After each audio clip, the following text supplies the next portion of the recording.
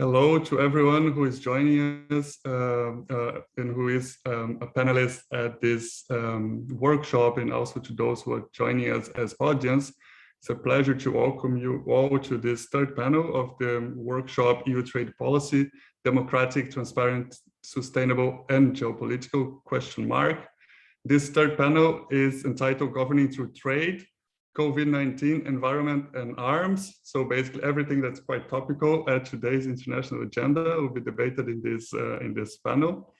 My name is Gustavo Miller. I'll be moderating it. I'm part of the Leuven Center for Global Governance Studies, who is co-organizing this workshop in the framework of two Horizon 2020 projects, GLOBE and RECONNECT. If you want to know more about GLOBE and RECONNECT, which I highly recommend, make sure to check their websites via the website of the Leuven Center for Global Governance Studies. We will be posting the links as well. In this panel, we're going to have three presentations. After the presentations, we're going to open for a Q&A in which the audience can also join by writing down the questions via the chat or Q&A buttons. The first presentation will be entitled The COVID-19 Policy Response and the Future of the EU Global Value Chains.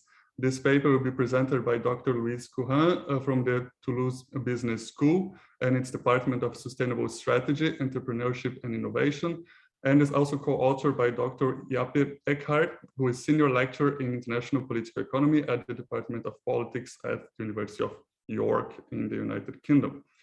Our second presentation will be delivered by Chiara Bonaiuti from the Institute of Economics and Social Research in Tuscany, Italy.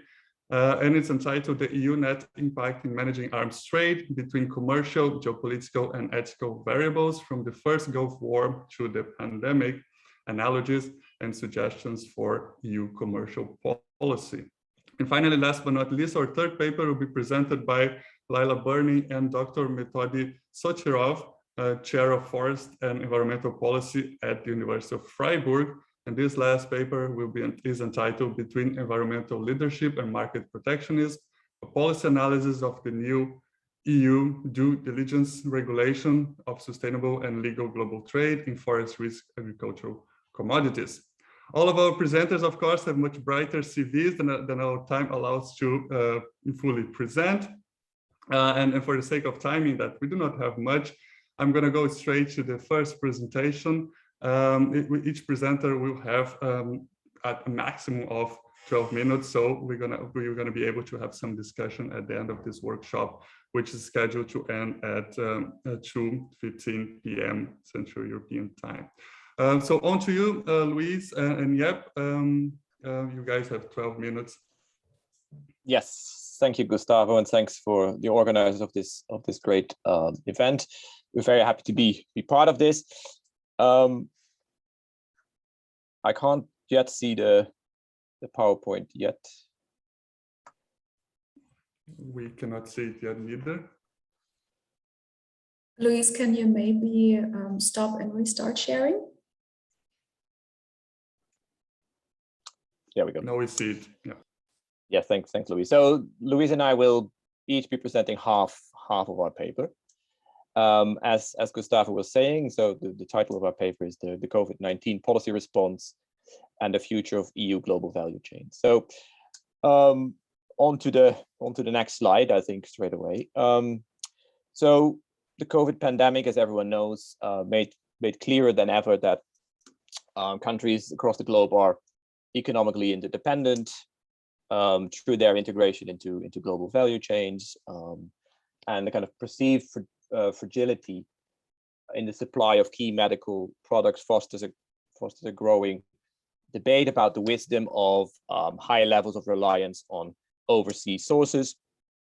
And although this debate of deglobalization and the end of global value chains is of course not a new debate, it has definitely become more intense since the pandemic. And various commentators have voiced concerns that COVID-19 would result in a major fall of trade as the world would move towards this idea of deglobalization. And we have two quotes here to illustrate this debate. So the first one is by Curran, who is a renowned international business scholar, who who last year said that globalization as we knew it is over and a new world order will emerge with dramatic consequences to our field.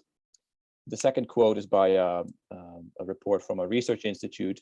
And in that report, they highlight, as they say here, that COVID-19 also has led multinational firms to reconsider their global structure with various aims, in particular to diversify their supply and production chains back to their own countries in order to stimulate the domestic economy. So what we do in this paper is basically ask whether there is any truth to these claims. So have we indeed witnessed, or is there likely to be a major reduction in the geographical reach of global value chains as a result of the pandemic? So then on to the next slide. So what we argue in our paper is basically that yes, changes in certain global value chains are likely to be fostered or reinforced by the COVID-19 crisis, and that responses by governments will be key in this process. However, we also argue that we don't think that a widespread deglobalization or reshoring is inevitable. So some global value chains will likely reduce in geographical scope. They will become more regional or national even, and this will be particularly the case in industries which are considered strategic by countries. So, however, pressures to deglobalize and their practical impacts will vary significantly across countries and industrial sectors, depending not only on the public policy responses, but also on variation in the governance of global value chains and how easy it is to reshore production within those value chains. So that's our argument. Then a few notes on the approach that we're taking in the paper. So it's a mixed methods approach, which consists of 3 parts. So in the first part of the paper, we discuss and present data drawn from the database from the International Trade Center on COVID-19 trade policy measures across the globe. Second part of the paper, we then explore the implications of these measures for global value chains in the EU, as well as various other key economies. This analysis is based on a database from the Bruegel Institute, as well as on official documents and press releases that we've analyzed. And in this part of the paper, we explore kind of long-term industrial policy responses by EU countries, as well as these other countries, in particular the UK, the US, Japan, and China. And we highlight the extent to which these policies seek to encourage the restructuring or reshoring of supply chains. And then in the final part of the paper, we assess the extent to which these policies responses will have an impact on the governance of global value chains. And here we draw on GVC theory, as well as secondary sources. So then just a few notes on the kind of data that we start our paper with. So these are the protectionist responses during the pandemic. Before I say a little bit about this, of course, it's of course important to know that everyone following trade policy, and then I guess most of the people here do, they of course are aware of the fact that these responses came at the backdrop of an already very fragile multilateral trade system with growing skepticism on trade, as well as a trade war between the US and China. So that's important to note as a context. So then in order to identify overall policy responses and their evolution, we analyzed data on COVID-19 trade policy responses at 3 points in time. First of all, in May 2020, during the first wave, then second November 2020, which was the second wave, and then finally in June 2021, when the vaccine rollout accelerated. So in the paper, we go into this in much more detail. Well, I would just say a few things about these 3 periods. First of all, if you look at the kind of May 2020 data, we see that measures were focused on medicines and exports, although there were also restrictions on food, especially in developing countries. What was particularly striking is that it was a large number of actual bans on trade, which are very rare historically. Then if we look at the second period that we looked at, November 2020, we see a slight fall in the number of measures targeting medical and food, while the number of bans also fell. However, the restrictions on other products, in fact, almost doubled. And these restrictions are, of course, most problematic when we consider international trade law. And then what we see in June 2020 is that most of these measures that we saw in November 2020 were still in place. So just to summarize what the significance of these figures is that some of these measures were, of course, understandable and probably allowed according to global trade rules.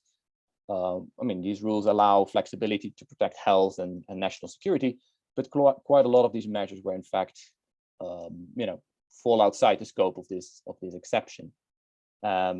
So what we say and argue in the paper is that this in turn opens the possibility of more widespread trade policy interventions in the future.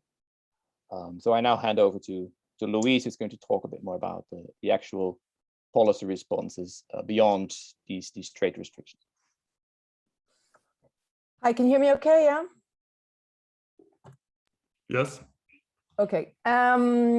Quickly, because I'm conscious that we're running quite over time. I'm not going to go into detail of the different domestic policy measures which were taken by different countries, because it would take a bit too long. It's in the paper. Basically, what we did is looked at, on the one hand, the rhetoric of we need to encourage local production, we need to reduce our dependence, we need more resilience, we need to intervene more, basically, in many countries. And there's various dynamics going on at the EU level, the open strategic autonomy, which I think has already been discussed in this workshop. In China, very different context, but some similar rhetoric. We need to reduce our dependence on the outside, and we need to encourage more development of the internal circulation. So we're in a context where many different countries are seeking increasingly to try to intervene in one way or another, through support or otherwise, through trade policy, in the decisions of often private firms and where their global value chains land. So we looked into some of the policy measures and how detailed they were. And really one of the key things we wanted to point out in this paper is that all global value chains are not the same, obviously. And the work that's been done in the GVC literature highlights how different types of global value chains, they have 5 different GVC structures which have been identified, which you can see in the table. Different types of structures have different levels of flexibility, both because of the need to control the network and the chain, because of low or high tolerance of distance within that chain, and because supplier switching costs vary quite a lot depending on the integrated nature of the chain or not. And it seems to us that this particular knowledge stream hasn't necessarily really impacted on policy thinking in relation to this whole question of post-COVID. And it needs to be better integrated, we think. And so on the one hand, you have market GVCs like food, which are one of the areas that is a concern for governments going forward, food security, especially in the country I live, which is France, which have a very different governance structure and a very different flexibilities within it to electronics, which is often modular, sometimes captive, sometimes hierarchy, but built on different relationships between suppliers and the lead firm, and that you can't have a one-size-fits-all approach, and whatever governments do will land differently within these different kinds of chains. And that's one of the key points that we wanted to make in this paper, and that we need to develop a little bit more, to be honest, as we're moving forward. Because reading it again yesterday, I was thinking we really now need to work on this a bit more to define better exactly how these differences impact on the chain. Maybe we're trying to do too much in this paper in retrospect. So our key innovations, really, when we put it all together, are yes, there's been all these pandemic-related measures which have undermined the global trading system and which do reduce our confidence going forward in terms of how much we can rely on that global trading system. There has been a lot of intervention. That's undoubtedly the case, especially in certain countries, including the one in which I live. But at the same time, there are rules on how much governments can intervene in terms of state aid and the substitutes and countervailing measures in WTO that limits to some extent the extent to which governments can heavily intervene. And all of these interventions fall in a context where different global value chains will react in very different ways. And so we need to look better at the way in which critical value chains are structured in order to better understand what kind of policy measures will impact on them and how. And I think that's it. Thanks. I need to stop sharing, I guess. Fantastic. Thank you so much to you both for presenting the paper in a timely manner, 12 minutes exactly. I do appreciate that. We're going to come back to many aspects that you raised during the Q&A, but before we do that, we move on directly to Chiara and her presentation. Chiara, over to you.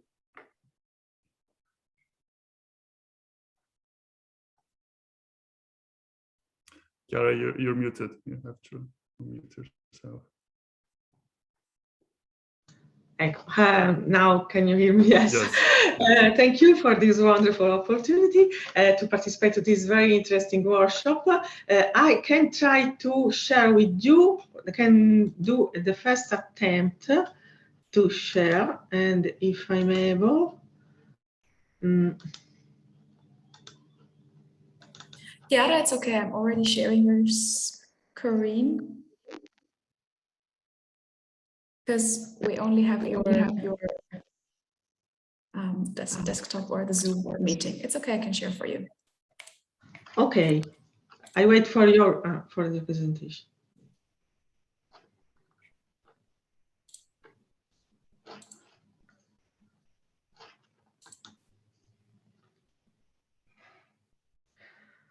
You should be seeing it now. Yes, this is the title of the intervention. It is about the weight of different variables, commercial, geopolitical, and ethical variables in EU and arms export policy. So you can go to the following slide. I'm sorry for my English, but I will try to be as clear as possible. So, as I explained before, the aim is to analyze the weight of different variables in arms export policy from EU countries as a whole, EU member states as a whole. And as a consequence, the main fundamental question are how did the EU prioritize these variables at different times, starting from 1990 to pandemic, and if there is any net impact, any added value of the EU regulation compared to the global one. We can go to the next. First of all, I have to just to say very quick things concerning the peculiarity of arms market, because arms are not goods like any other, and for this reason they have been kept for a long time, particularly during the Cold War, away from the market. There are some characteristics which are, for example, the states are primary customers, the states can intervene and regulate the market, and the states can own defense companies. For this reason, there has been a strong presence of the states, particularly during bipolarism, particularly from the big power of that period. And then in the period, of course, geopolitical variables were predominant in exchange within each of the two blocks, the Eastern and the Western blocks. Then, after the collapse of the Soviet Union and the end of bipolarism, a new process has started, and some trend of military expenditure decreased, and the trend toward privatization, concentration, internationalization of arms market also in Europe have developed.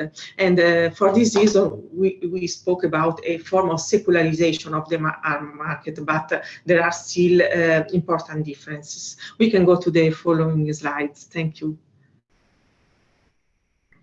As I told you, I grouped the variables into three main groups, variables which may influence arms export. It is important to distinguish because this can help to have a kind of conceptual clarity. You have, first of all, strategic, geopolitical, and security variables. For example, you can export as a signal of friendship or to strengthen the alliance, or on the contrary, you can stop export to prevent weapon from being supplied to potential hostile country or terrorist or any kind of actor which can use these arms against you. And ethical variables, on the contrary, follow the criteria according to which a state might not want arms to be used to fuel a conflict or to repress human rights or to damage the environment. And the third group is, of course, economic, industrial, and technological variables, which are increasing our weight in this last period. Of course, as arms export are connected with national economy, employment, research, and technological innovation. Each of these these three groups can be subdivided into other subcategories. For example, economic variables we can distinguish. They can, for example, be connected with the defense companies or to the whole economy, and can conflict each other. Given that the kind of variables can also conflict, it is necessary to find an order of priority, and this discussion has been central for arms export policies, and each state has chosen a different order of priority, which has been formalized in arms export regulation or delegated to the discretion of the executive power. Our aim is to understand which is the order of priority in the global vision of EU arms export. You can go to the following. I think that you can go to the following. We can just jump the radical and also the legal framework. Yes, we can jump. We can go directly to the next. To the next. Yes, stop. Yes. So in order to answer to these fundamental questions, we have to keep in mind that, first of all, in arms market, rhetoric, ambiguity is very well widespread. It is a realm of non-knowledge, and it is very difficult, for example, using qualitative methods to understand the reality, because it is very frequent that rhetoric and ambiguity is used. For this reason, we choose quantitative methods, and very, very simple. Now we are working in regression analysis, but this is a very, very provisional first step, very, very simple. And we try to identify ethical variables, cross-referencing CIPRI data. CIPRI data are data on arms transfers, conventional arms transfer, and they refer to measured conventional weapons. And these data are crossed with the Freedom House data concerning the degree of political rights and civil liberties. Of course, each of these this tool has its own limits, particularly Freedom House has been accused to be too much westernized, but we will use also other tools in order to assess if the trend is the same. By crossing these two data, arms export policies from the EU countries and the degree of respect of rights and the civil liberties, we calculate the percentage each year of EU arms export to not free countries, classified as not free, so those countries with a lower level of political rights and civil liberties. And this is the first trend that we analyze. And the second, which will be exposed as first, was strategic variables. Strategic variables are very difficult to find an indicator. First of all, because there is no a common foreign and security policy, and so it is very difficult to find a common indicator. We started from a very basic, simple indicator, which is export to NATO countries, to the alliance to which EU countries, most of EU countries belong. Also, we are also trying to identify indicators for economic variables, such as, for example, the military expenditure of importing countries or the oil exporters and so on. For the moment, we consider economic variable as the residual. We can go to the next. Chiara, sorry, 2 minutes, okay? 2 minutes, I'm going to go next. We can go also to the next.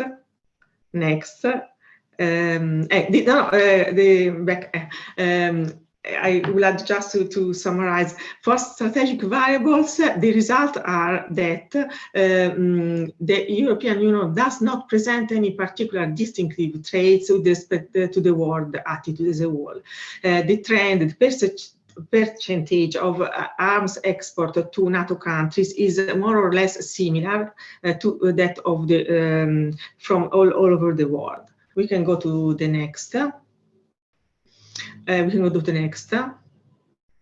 And also, we also analyze the export to potential rivals like China. Also, in this case, for example, you have you can find that the absence of any particular distinctive strategic features in terms of friends or enemies from the EU countries, because EU countries have continued for all the 30 years to export to China, whereas USA didn't export at all, and of course Russia was one of the main suppliers to China. And the characteristic of the EU is in the middle. Sorry for the second. Is in the middle. The percentages are low, because it is between 1% to 5% of the whole EU arms export that go to China. But EU has maintained open an economic channel with China. We can go to the next. And this confirmed that there is no distinctive trait in the strategic attitude of the EU in respect to the rest of the world. On the contrary, if you look at ethical variables, we can see that there is an added value. There is a characteristic attitude distinguishing EU countries from the world countries. In fact, if you see this slide, you can see that the orange line is the export to not free countries, the percentage of export to not free countries by all over the world export, and the blue line is the percentage of export to not free countries from the EU member states. So you see that EU has express a better attention to human rights respect in the countries which import EU arms. However, we can see that in the last period, starting from 2008, after the economic crisis, the percentage of export to not free countries has risen, both at a global level and the EU level, and also the distance between the two lines has been reduced, and it is the added value, the normative power, we can say, of the EU. Starting from starting from 2017 with firstly with Brexit, which has eliminated some obstacle to a supranational dimension of the defense, and then with pandemic we see that this percentage is newly decreasing. This is a 7-year average, but if you see the normal value, you see that there is a growing fork because the global value of export to not free country increase, whereas the EU values decrease. So this could represent an effort to find an identity from a normative point of view. Okay, we can go forward. We can conclude. How many times we can go forward? So, this is our conclusion. In conclusion, this is very, very provisional conclusion because we have to work to regression analysis. We discovered that what distinguishes the EU with respect to the rest of the world is a relatively greater attention to human rights and liberties in our export. On the contrary, there is no clear added value in respect to geopolitical variables with attention to arms export to NATO countries, neither to potential rivals such as China and Russia. So there is a more multilateral attitude in this respect, and this added value in terms of human rights attention could represent a common ground on which to build a common foreign and security policy and a common export policy. Thank you for your attention. Fantastic. Thank you so much, Chiara. It is also a very topical discussion. We recently saw the discussion sparked by the AUKUS agreement and the cancellation of the submarine deal export from France to Australia. So we're going to follow up on that in the Q&A as well, hopefully, but let's move on straight to Laila's and Method's presentation. Over to you guys. You also have 12 minutes. Yeah, thanks a lot also for the organization of this great workshop.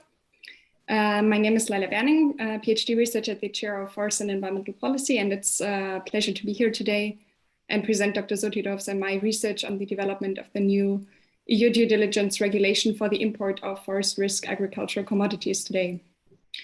So within the paper of today's presentation, we show how the development of an overarching cross-coalition pro-regulation alliance of different advocacy coalitions that is opposed by a weaker contra-coalition facilitated the development of the new EU zero deforestation policy. Yeah, so the EU is a global, worldwide leading importer of deforestation-linked commodities, and one of the leading importers of commodities that were grown on illegally cleared land, which is also associated with important human rights violations. And yeah, so far the majority of existing policy and governance mechanisms focus on tackling global deforestation and forest degradation through ensuring the legality of timber or for the import of timber products. However, the majority of global deforestation is actually caused by agricultural expansions. And so in order to address this regulatory gap for importing forest risk agricultural commodities like soy, beef, or palm oil, the EU recently prioritized the development of new EU trade rules for the import of these agricultural commodities.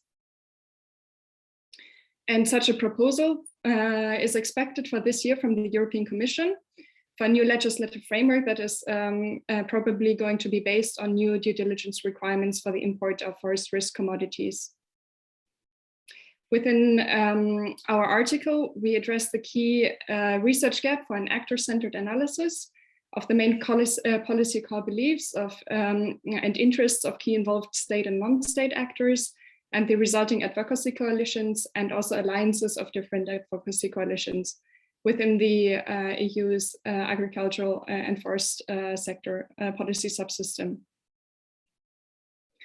By analyzing key actors' beliefs and interests, we answered the key questions about which actor coalitions developed, how and why, and how these actor coalitions influence the development, design, and the expected impacts of the new EU zero deforestation policy. And we also empirically examined the normative conflict between the proclaimed environmental leadership role of the European Union on the one side and pursuing market protectionist trade policies that are masked under so-called non-trade sustainability goals, like, for example, ensuring more environmental conservation or tackling human rights concerns on the other side. We applied different policy and regulatory change theories and examined coalition politics within the EU's forest and agricultural policy subsystem. And importantly, these coalition politics are characterized by the involvement of state and non-state actors that form advocacy coalitions or alliances of different coalitions that are led by their respective beliefs and interests. And these coalitions or alliances then seek to translate their beliefs and interests into mandatory and soft rules. We expected to find at least one stable pro-coalition that is composed of so-called agents of normative change, and at least one opposing contra-regulation coalition composed of so-called agents of stability or status quo based on shared normative policy core beliefs. We also expected to find a strategic alliance of different advocacy coalitions based on complementary or shared empirical policy core beliefs or shared interests in a specific policy regulation. So in our case, new EU trade rules. We also hypothesized that the formation of this strategic alliance would likely initiate a temporary power shift through the loss of coalition members and resources. We followed a qualitative research design approach where we analyzed a large array of policy and legislative documents, participated in webinars and conferences, and also analyzed the feedback submitted during the European Commission's public consultation initiative on the development of the new EU zero deforestation policy. And our main result is that the development of a powerful cross pro-regulation alliance of 3 different advocacy coalitions that was opposed by one weaker contra coalition facilitated the development of this new EU zero deforestation policy.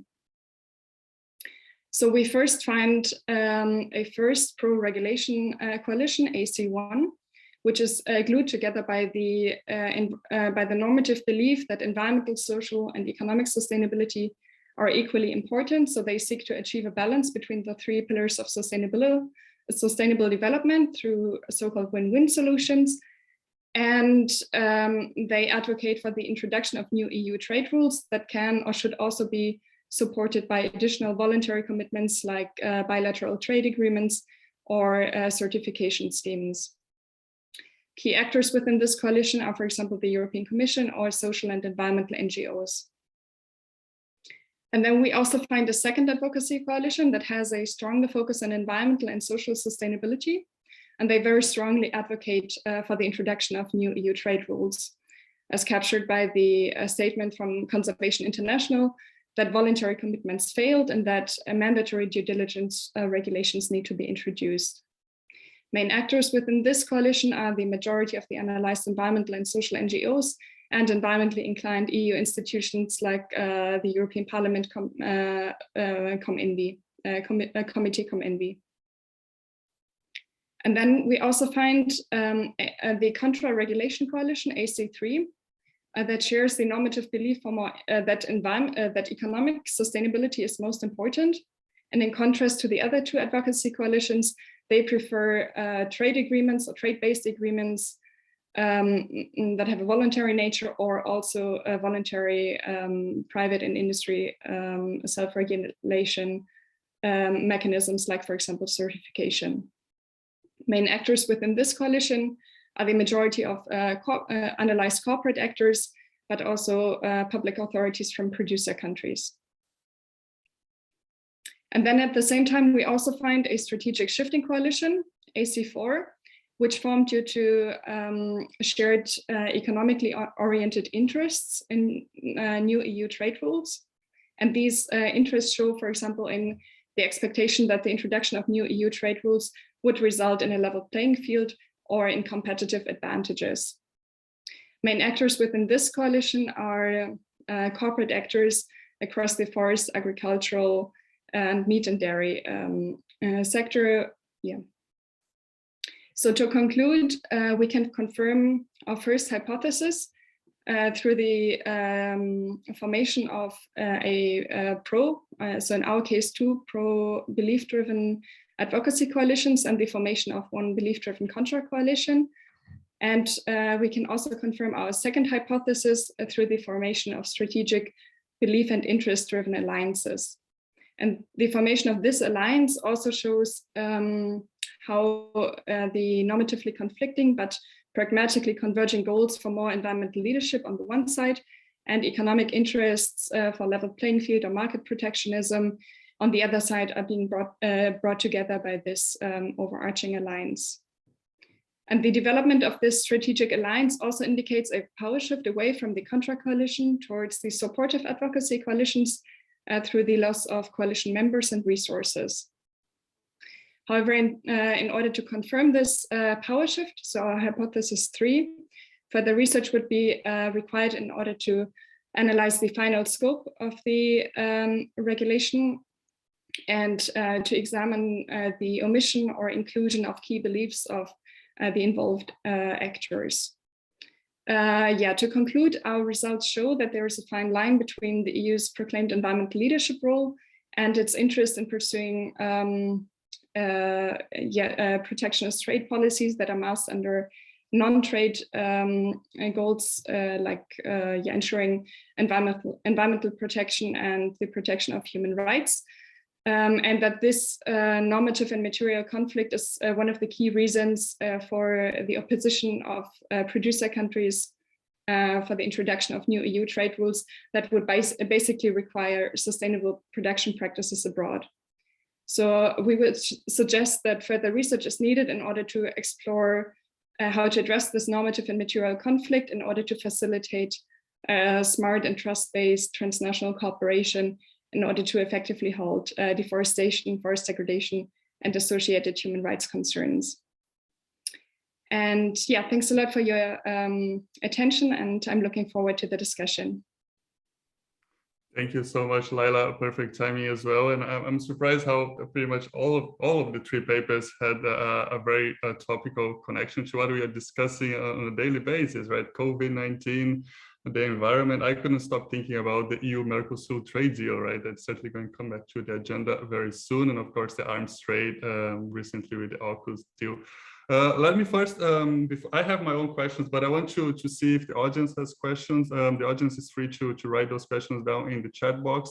And if our own panelists and participants of the workshop have questions, please raise your hand. I see that Axel already has, let's group a few questions and then we're gonna do a first roundtable. Axel, over to you. Thank you, Gustavo. I have just of interest to Louise and Jappe. With regard to the table you showed on the COVID trade restrictions measures which were taken, and you showed the evolution over time. But I was wondering if you have even more recent data, in the sense that if you have some figures of what's happening in September, October 2021, because then we are seeing maybe the end of the pandemic, and that might actually have an influence on the trade restriction measures you have. And then I have a question to Laila and Methodi for the final paper. I was wondering, in your different coalitions, how, let's say, the big business or corporations in the, let's say, timber sector, but also the retailing sector play out. So where do the IKEAs, the Stora Ensos, the Kimberly-Clarks, the really big corporations in this field play out in the different coalitions, and where do they stand on that? Thank you. Thanks. Thank you, Axel. I'm looking around to see if there are other hands that have been raised. Yes, Louise. Hi, thanks. A couple of things on both of the other 2.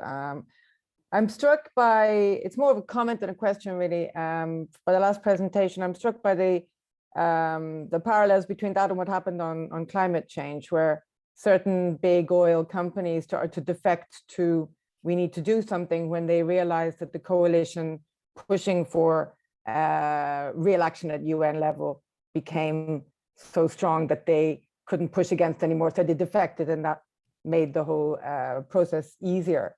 And I wonder if they've looked at that parallel. It seems to me that the defection of large companies from the pro to the anti, or in the other direction, can make a huge difference to the dynamic of this kind of push for a new regulation and environmental and other issues.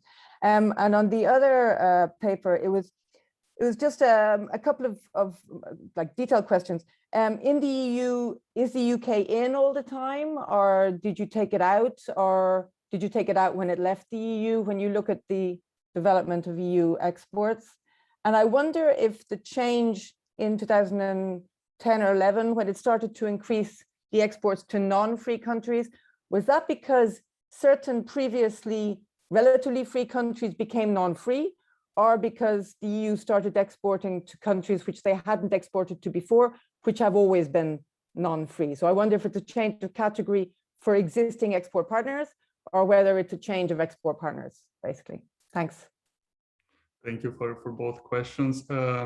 Any other raised hand at the moment?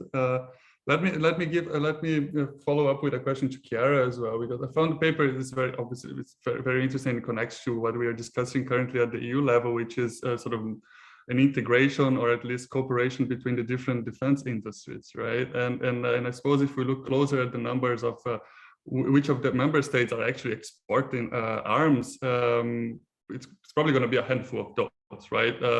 Not more than the major players that we're used to. So I wonder if you anticipate an impact on those variables, if those variables will vary as we move ahead with further cooperation amongst the defense industry in Europe, right? We will pay more attention to ethical concerns or strategic concerns, or you perhaps do not foresee much of an impact. I also had a question to Louise and Jappe, which has to do with how you put in the geopolitical factor there in your paper, right? Because we know that there has been a lot of talk, as you guys said earlier in the presentation, about deglobalization, and much of that is, analysts would say, due to the growing US-China rivalry, right? And we already saw indicators of that before, right? In the protectionist, in the trade wars between the US and China, but also in the WTO crisis. Can you actually methodologically assert that what you're seeing in relation to value change is in partly due to the realization of COVID-19, or do we necessarily have to put all those factors in the same basket because you cannot dissociate them at this moment? And I also had a question to Laila and Methodi, and which has to do with actually it's more of a curiosity aspect of me, because you mentioned that you have done webinar participant observations, right? And I have done that myself on my end as well, particularly in the sector of human rights. And I found it to be very difficult, because soon enough we find ourselves being more participant than observants, right? Especially if it is a topic that we have at heart. So my question is, how have you dealt with that? If you can talk a little bit more about your experience in those webinar participant observations, and what kind of information have you taken out of it? I would be very grateful if you can shed light on that as well. So I propose that we take those questions, and then for a first round, perhaps we can do the same order, starting with Jappe, Louise, and following then with Chiara. I can just answer the question on the table and the COVID data, and then I'll pass over, I think, to Jappe on the other question on the differentiating COVID from other geopolitical evolutions, which of course is the devil in the detail. In terms of the table, yes, we can of course get more recent data, but what I'm struck by when I look at the data over time is how little it actually changes and how long it takes for governments to react to changes in the COVID pandemic by actually rolling back the restrictions that they put initially. And that's quite indicative of what often happens in trade policy. When there's a crisis, you put something in because you have to do it, and you put it together, bricolage, as they say in French, and it's created. And then it tends to have a very long tail over time as we slowly realize that we don't maybe need it anymore. So it's a lot quicker to go into the system than to come out. And so we still see within the data trade policy reactions to the initial crisis, which quite frankly are completely out of all proportion with the context that we're in today. And they may take some time, and that's one of the points we make in the paper. They may take some time to come out of the system. And in the meantime, they're undermining faith in the idea that WTO has the capacity to police these pretty dodgy policy decisions in terms of whether they're compatible or not with Article 20. If I may very quickly, Louise, on that point, because the background of my question was a little bit that if you look at the research now, which focuses on the emergency measures governments took in place when the COVID pandemic hit, we also observed that actually many of them stay in place. And there might be other reasons why that's happening. It's also a bit hinting to what Gustavo asked in this question. So I think it's a very interesting finding. Yeah, thanks very much.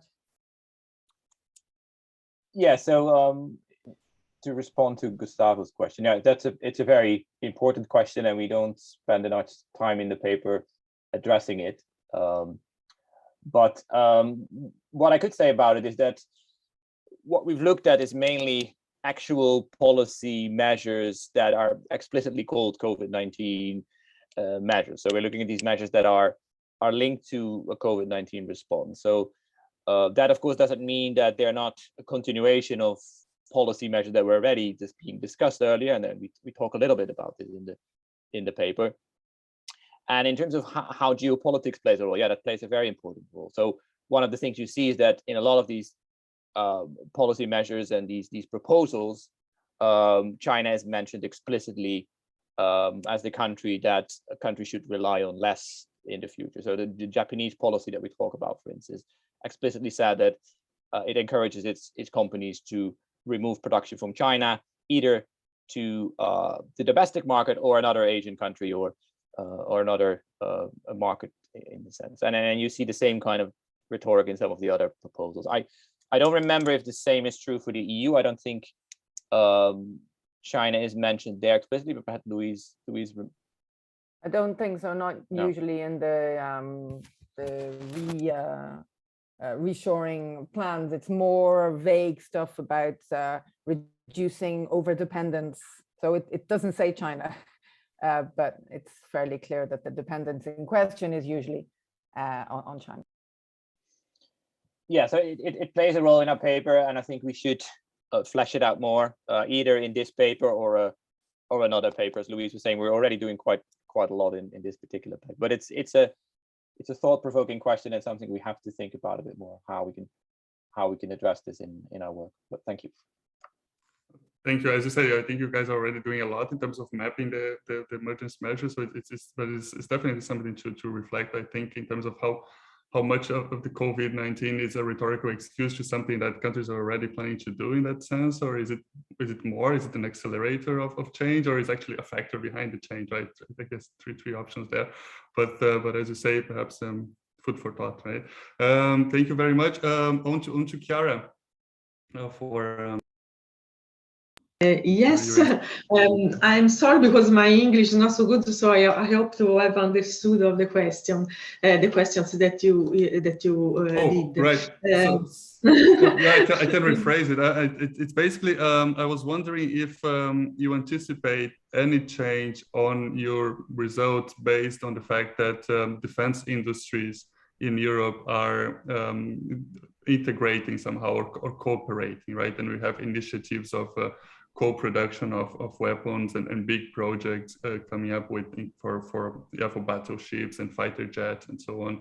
Do you think that will somehow impact your results? I have no idea because I work mainly on the data which have which are distributed 1 year later. So I have no idea for this reason, and also because the situation is extremely fluid. So it is very difficult to understand which will be the future directions. I don't know. Also because in order to explain the situation, how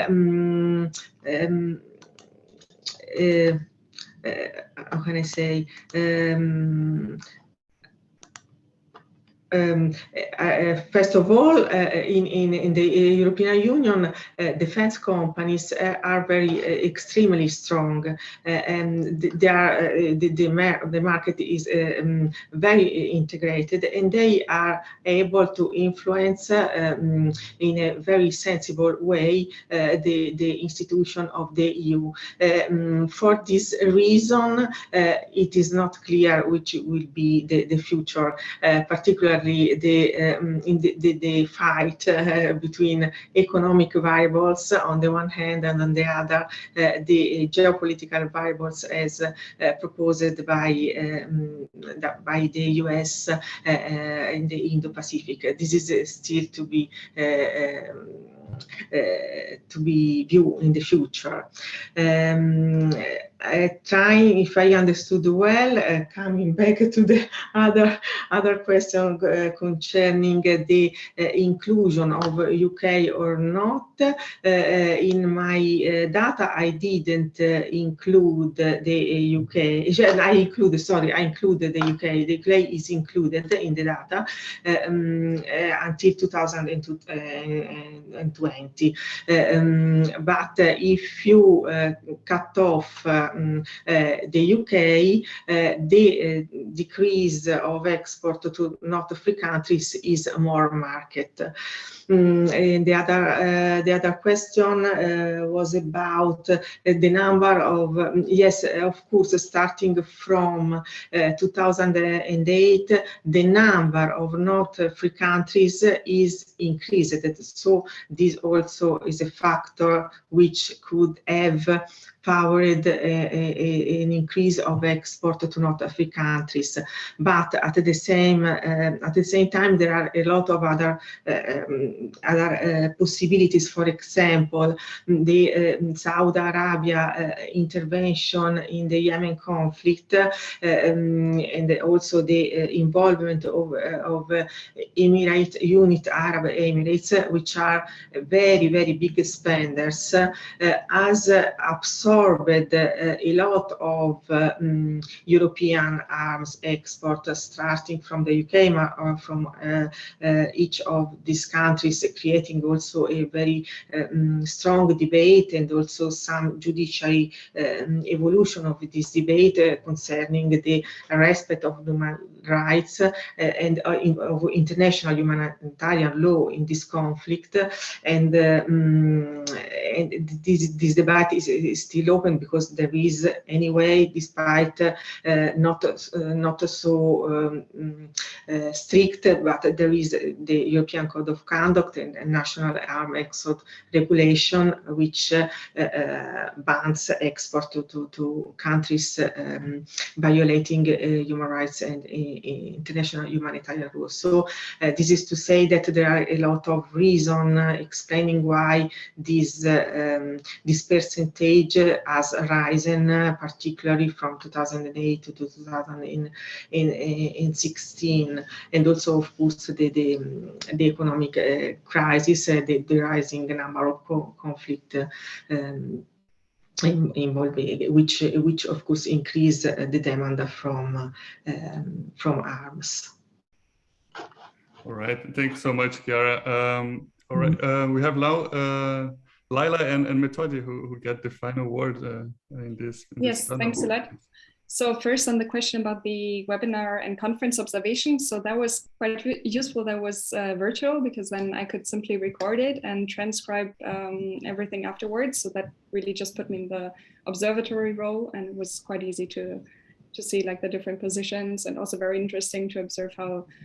So one was between a European Commission representative and someone, a government official from Brazil. And the two different positions became very clear during that conference, for example. So in that sense, it was no problem at all. But yeah, I can see how that is different if you're actually in person there. And then on the question about the involvement of big business in the timber sector, so there were some that were in favor of the new regulations, because because of competitive reasons. So basically to enhance the EU production of EU timber. So they said, for example, that it is necessary to focus on bringing the sustainable forest management model from the European Union abroad to the tropics, and also to focus on agricultural commodities and to exclude timber that was produced within the European Union. So that was one cluster. But then we also had corporate actors that were against these new regulations, and the main arguments there were that it would increase the legal requirements and burdens, and they didn't want to do more certifications, etc. But maybe Methodi, you want to expand a bit more on that because you're the expert on the forest sector. Yeah. Okay, thank you. Hello, everybody. I know time is short, just to say probably, and this reflects or refers further to Louise's question on whether we are going to compare our results to the global climate policy. So basically, I don't think in this paper we can have a very systematic comparison between the both fields. However, I'm really happy to include some citations or some small paragraphs on that. What we were aiming for is actually to compare this process with similar process in the forest sector, mainly as to the design and development of the EU timber regulation and the EU FLEGT, forest law enforcement, governance and trades voluntary partnership agreements, because basically we already in the past seen similar patterns of the same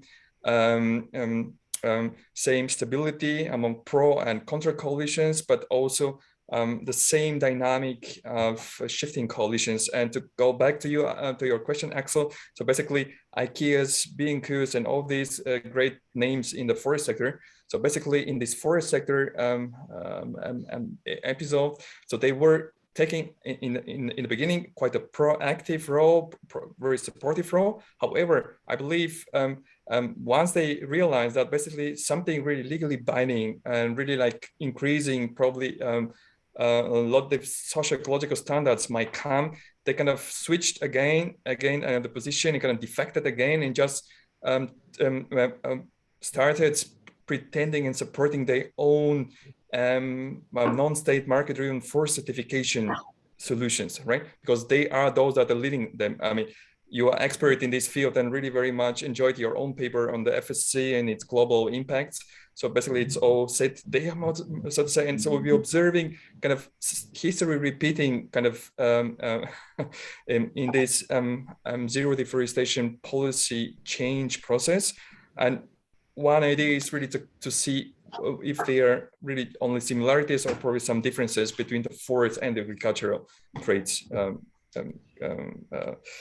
policy process. Thank you. Fantastic. Thank you both. And thank you to all the presenters. Very, very insightful discussions. And the papers, all three, I think they have potential. Some of it actually realized potential already, as we have seen in the discussions. Unfortunately, we have run out of time. And we have to make sure that we refresh ourselves before the next and last panel. So thank you again to all who have asked questions and presented. What we're going to be doing now is that we basically turn off our mics and cameras, and I will stay in the same room. We're going to reconvene in 10 minutes time at 2:30 Central European time for our fourth panel. Thank you again to the audience for following us, and thank you to the panelists. We see you back in 10 minutes.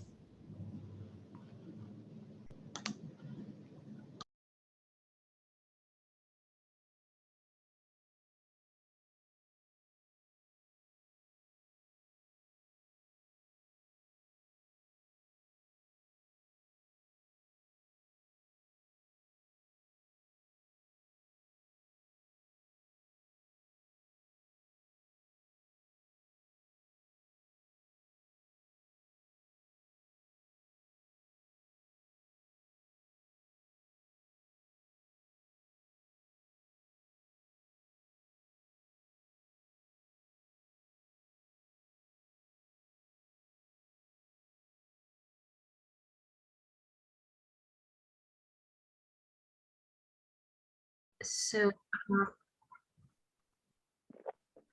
Okay, we can see it very nicely. now, does it show well? Yeah, Full screen. Okay, so you can start. yeah, thank you. Thank you so much for giving me this opportunity, and good afternoon to everyone. So I would like to talk here about meta-participation of Peruvian civil society. So essentially the broader context in which this paper is positioned is my research on multi-stakeholderism in European Union's trade policy. And so specifically to continue a bit the topic of the previous presentation. So in the new generation free trade agreements of the European Union, multi-stakeholder mechanisms are foreseen in the framework of the trade and sustainable development chapters with the purpose of monitoring the sustainable development commitments and the impact of the free trade agreement, in particular on labor and environmental rights. And so I focus specifically on the domestic advisory groups, which are the most institutionalized bodies, which consist of representatives of business associations, trade unions, and environmental and other NGOs. And these are established in both European Union and the partner countries. And in my previous research, I have looked at DAC members in the European Union. And I have seen that a lot of them are actually discontent with the participatory opportunities which they're given. So despite the EU lauding them as unique in the world context, which they are, so participants are still not satisfied, in particular with the policy impact of these mechanisms, but also with logistical organization, monitoring, etc., etc. And here I look at the case of the European Union's partner country, and Peru is actually a unique case because it established a shadow domestic advisory group, because according to the agreement, the government can use existing consultative mechanisms, not necessarily establish a dedicated domestic advisory group, but the existing mechanisms are not functional and they do not discuss trade and sustainable development component or the free trade agreement as such. So civil society took the matters in its own hands. And so I will talk now a bit about the concept of meta-participation, which I use to describe this process, and talk a bit about what it means for the legitimacy of these participation opportunities in the EU free trade agreement. So I have conducted interviews with Peruvian stakeholders online due to COVID. I have reviewed a lot of policy documents. So Peruvian civil society has left a very nice track of advocacy documents which they address to both Peruvian authorities and the broader society and the European Union. So meta-participation is quite a novel term. It has been used before in the context of youth participation, but not really so much in mainstream political science, so to say. Meta means participation about participation. So I define that as in the second point on the slide, stakeholders' attempts to reorganize the ways in which participation in decision-making is organized and to make them more legitimate. This is productive. So it means that civil society knows how it wants to reorganize the way in which they engage in policy makings. They have specific proposals in many cases, and they really have the aspiration to greater legitimacy, at least in their own opinion, but more on this later. And this is value neutral because what is legitimate for one may not necessarily be legitimate for the other one, but then I look at it in the context. So this is a graph distinguishing between meta-participation and ordinary participation. So ordinary participation may be aimed at influencing specific decisions, the content, but meta-participation is focused at reorganizing the very process in which this stakeholder participation is being organized. And here is my approach to conceptualizing meta-participation, which I developed in my paper. So the boxes represent the format, the current status quo of the participation mechanism as defined, in this case, by the government institutions and by the free trade agreement. And the arrows represent the attempts of civil society to change these different aspects of participation mechanisms. So this would be the specific protocol of participation, which means specific rules and procedures, participating stakeholders, so who is invited, substance of discussion, so how far the discussions are actually going. So for instance, in this case, do we only discuss the labor environmental commitments, or we discuss the impact of the free trade agreement as a whole, and then prominence of participation mechanism vis-a-vis decision makers. So how influential are the decisions of the specific body? And so as we will see in the Peruvian case, civil society is really trying to change all four of these components. So a bit in the context, Peruvian civil society and has started discussions on the agreement around 2003. So this agreement actually also involves Colombia and Ecuador. Ecuador joined a bit later. So there are wide-ranging discussions in Latin America going on for years, and they have been really pushing for inclusiveness, fairness, and sustainable development during negotiations. But their demands were not really taken into account. And the Peruvian government, which has a very neoliberal economic policy and is not really interested in listening to stakeholders, especially the ones who criticize its trade policy. So it has negotiated the fact that they can use the existing mechanisms. They resist civil society demands, and they refuse to create a dedicated mechanism and actually discuss the trade and sustainable development aspects, which is regrettable because Peruvian government also violates labor and environmental rights on a large scale, and these violations are also linked to the specifically the FTA. So what happens in the Peruvian case? This is just a short summary, what they have been trying to change very consistently since around 2015, 2016. So they really, through establishing the shadow DAC, they really expand the overall list of stakeholders because the shadow DAC has about 20 organizations. The existing mechanisms have about 3 stakeholders each, which are not really engaged anyway, as I mentioned before. They push for inclusion of indigenous people, which is very relevant in the case of Peru. And this is not foreseen in the free trade agreement. So indigenous people are not stipulated as a group which should be engaged in the domestic advisory group. They push for inclusion of other groups. They push to increase the effectiveness of the existing mechanisms, so actually discuss trade and sustainable development chapters and to defragment them, because originally Peruvian government nominated something like 10 mechanisms, none of which was actually discussing the TSD chapter. They have created a shadow DAC, which tries actively to collaborate with European partners. They want the debate to go beyond just the TSD chapter. And what is also interesting is that they have submitted, together with European partners, a complaint to the European Commission 2017, which does not use the procedure foreseen in the free trade agreement. So the procedure within these chapters is very limited and, not enforceable. But they have not, and it can also essentially be triggered by the governments. So civil society, in this case, it was not fit for them. So they used what could be seen as extra-legal approach. So they utilized a different channel, and they submitted different complaint to the European Commission about the violations of labor and environmental rights in Peru.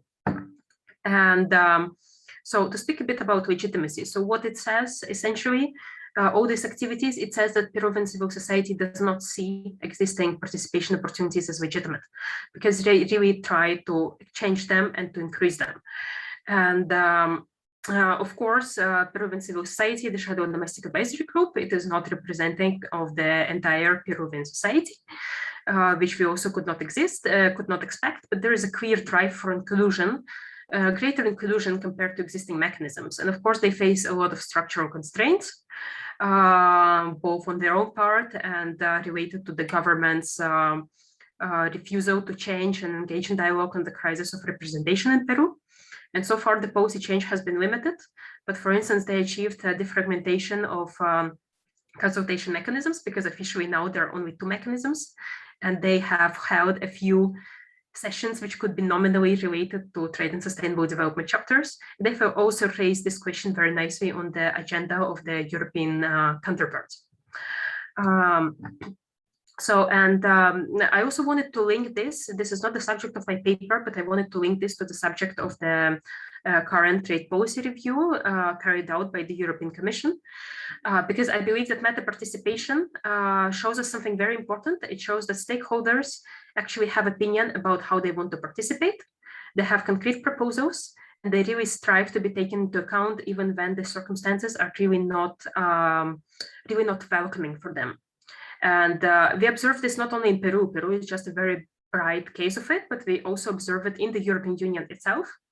And what I believe would be much better is to foresee much bigger opportunities for stakeholders to debate not only specific content of free trade agreements, but also to debate about how stakeholders want to be engaged. Because what is shown on this last slide is that European Commission has not launched, it has launched the discussion on the future of the TSD chapters, the domestic advisory groups, back in 2017. But it has not launched public consultation up until this year. So first it was non-paper, which did not seek input from civil society stakeholders.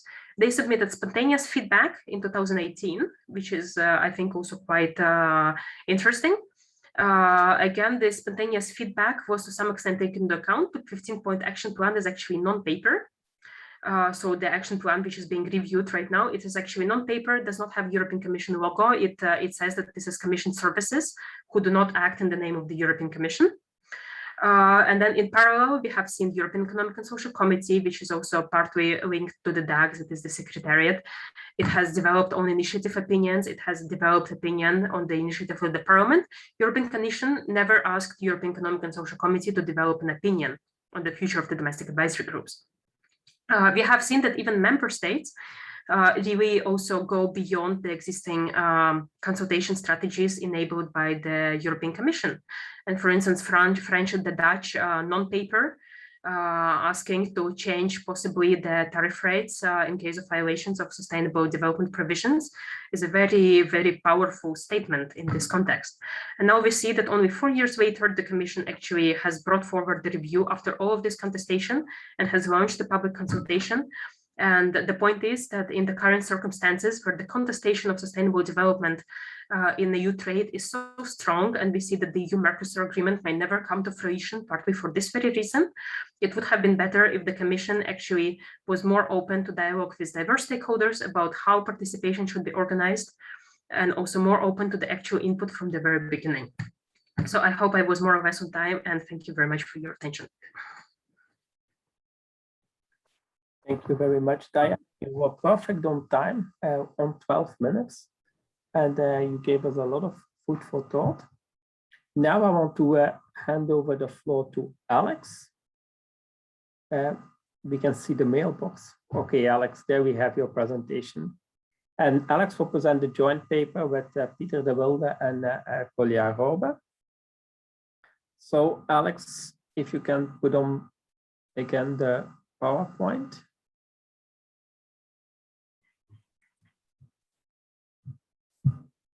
There you are. Can you hear me? Can you see the presentation? Very good. So excellent. Thank you so much, Axel, and thank you indeed for the opportunity to present some RECONNECT research. First of all, I would like to perhaps give a bit of context in terms of where this paper stands in the literature, and of course it builds on the politicization literature. But at the same time, it really seeks to build and develop the existing understanding of this phenomenon further. And when we look at many studies on politicization of EU trade, they tend to focus either on why we observe politicization, particularly looking at authority transfers, for example, and on the other hand, on what explains variation in the degree or intensity of politicization. So given that we are confronted with a policy area in the case of trade, which is indeed widely recognized as widely politicized, we argue that understanding also how EU trade policy is politicized is indeed a very relevant question. So our aim is to help develop an understanding on the one hand of how and whether actors from different EU member states politicize EU trade in significantly different ways. And secondly, if EU actors stand out in a particular way in the politicization process. And again, to provide a little bit of context, the definition of politicization that we use in this study is the prevailing definition of the combination of mobilization, salience, and polarization Now, what are the main coordinates that kind of locate our study? Our data collection is limited to these 5 member states: France, Germany, Italy, Spain, and Denmark. We focus particularly on the politicization surrounding TTIP and CETA. And our focus is an analysis of domestic public spheres in these countries through a specific method of media content analysis, which is representative claims analysis.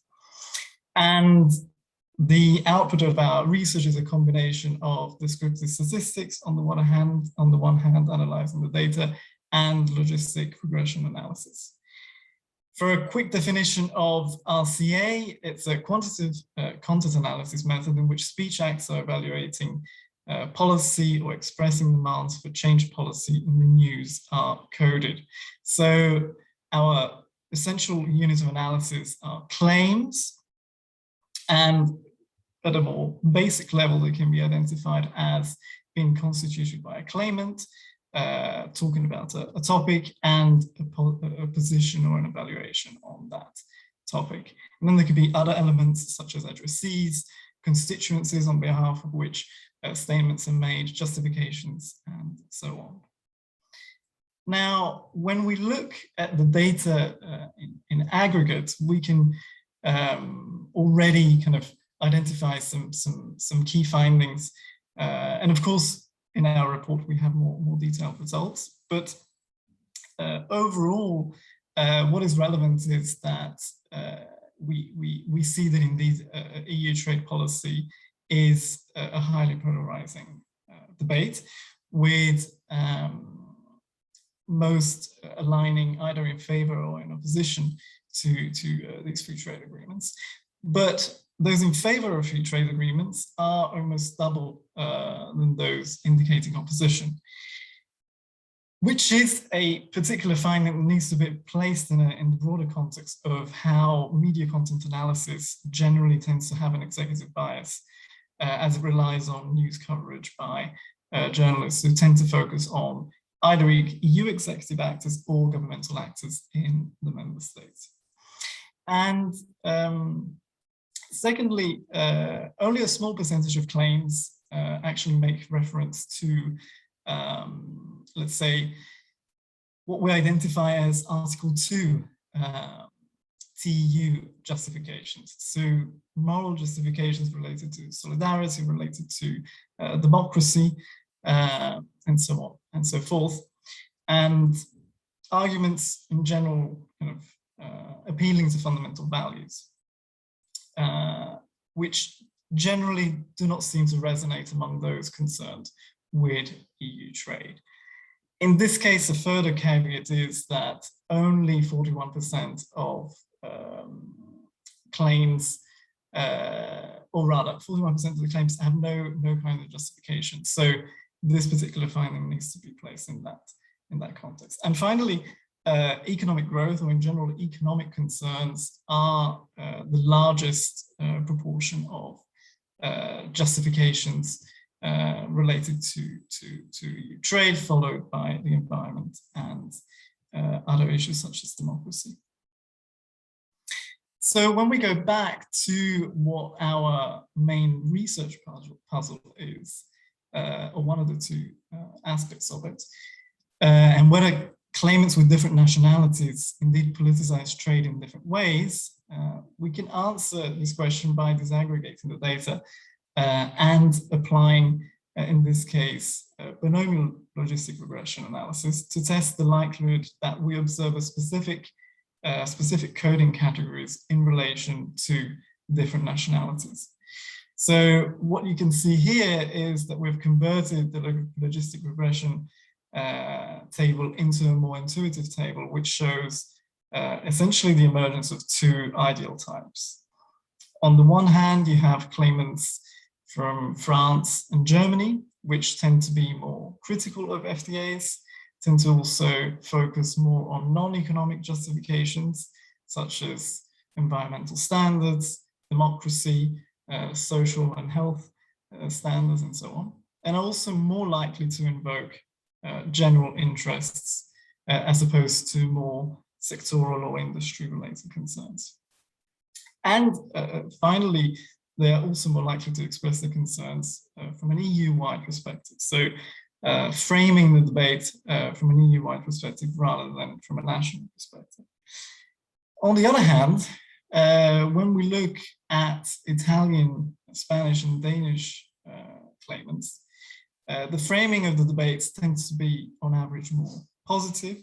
There is a tendency to focus on economic justifications as well as sectoral concerns that we don't see in the other groups, so more industry related concerns. And finally, we also see FTA as generally framed from more of a national perspective rather than an EU-wide debate. So to summarize, who is more likely to support FTAs? In our analysis, claimants from Italy, Spain, and Denmark, and more precisely also debates focusing on economic arguments instead of other issue areas. And in general, this divide between southern and Scandinavian countries on the one hand, and in opposition to the continental core countries, in this case, France and Germany. And in some ways, this finding could be seen as slightly counterintuitive. Opposition to FTAs tends to come from countries which are arguably better embedded in global value chains.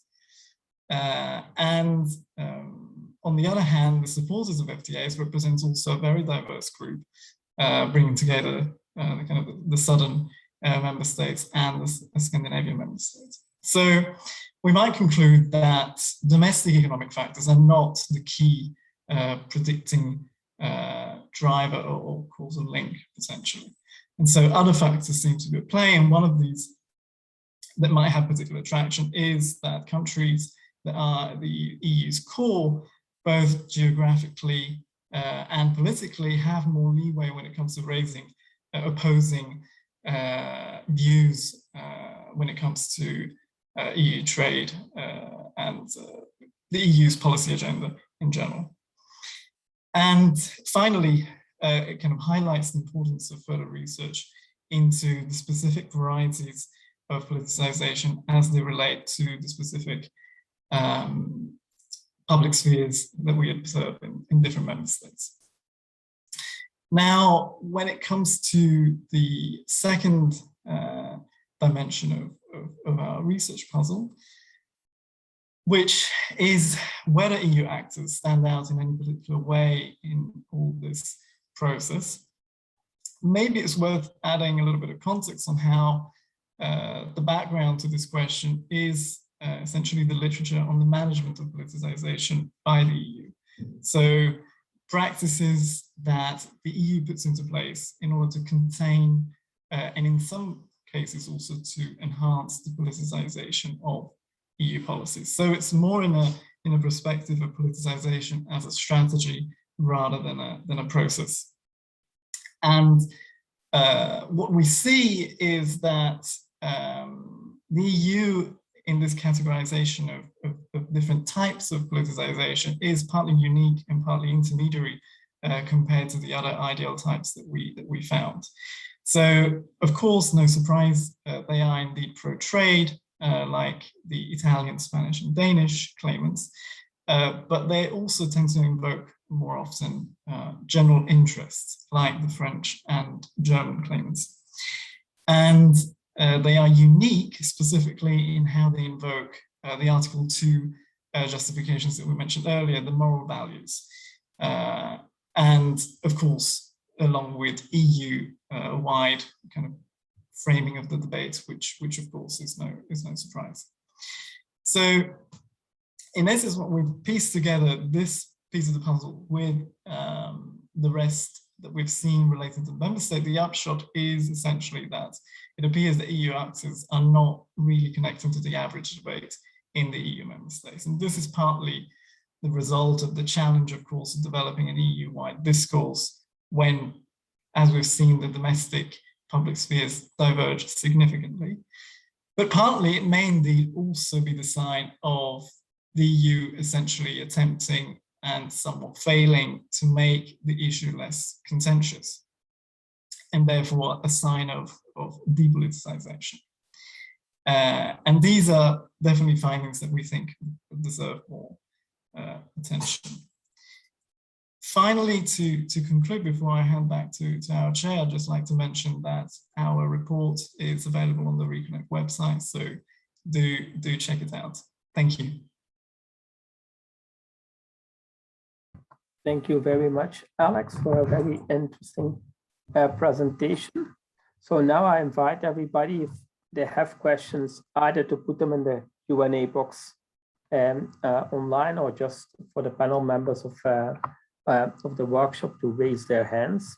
Maybe while we wait for some questions, let me allow a first few questions from my side. I think we had 3 fascinating papers, maybe also already highlighting or pointing to some of the challenges the EU faces when you have let's say, extremely ambitious trade strategy, which does not only focus on liberalization of trade, but also on the pursuit of sustainability and other concerns. Of course, you open up a box which makes you vulnerable for criticisms and so on. So I think some of these papers speak very, very much to that.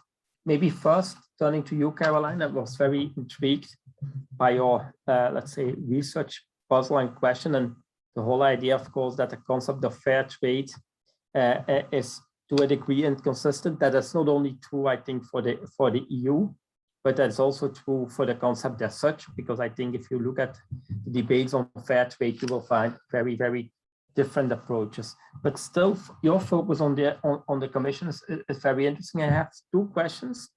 One is related to the inconsistency you find, and whether that in any way can be traced back or related to how the EU pursues fair trade through its different trade instruments.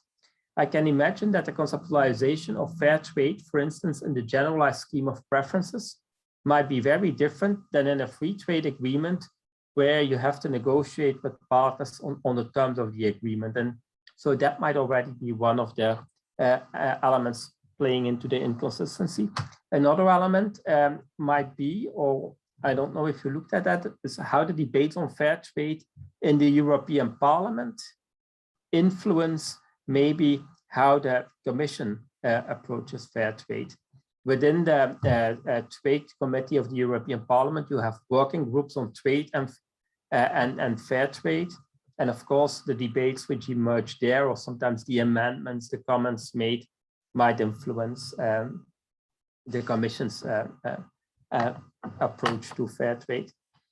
Then if I can turn to Diana, I think you have also a very interesting paper, and you actually, in the research on trade and sustainable development chapters, identified a new and interesting area for research. And I was actually very intrigued by your focus on these shadow decks, which have emerged in Peru.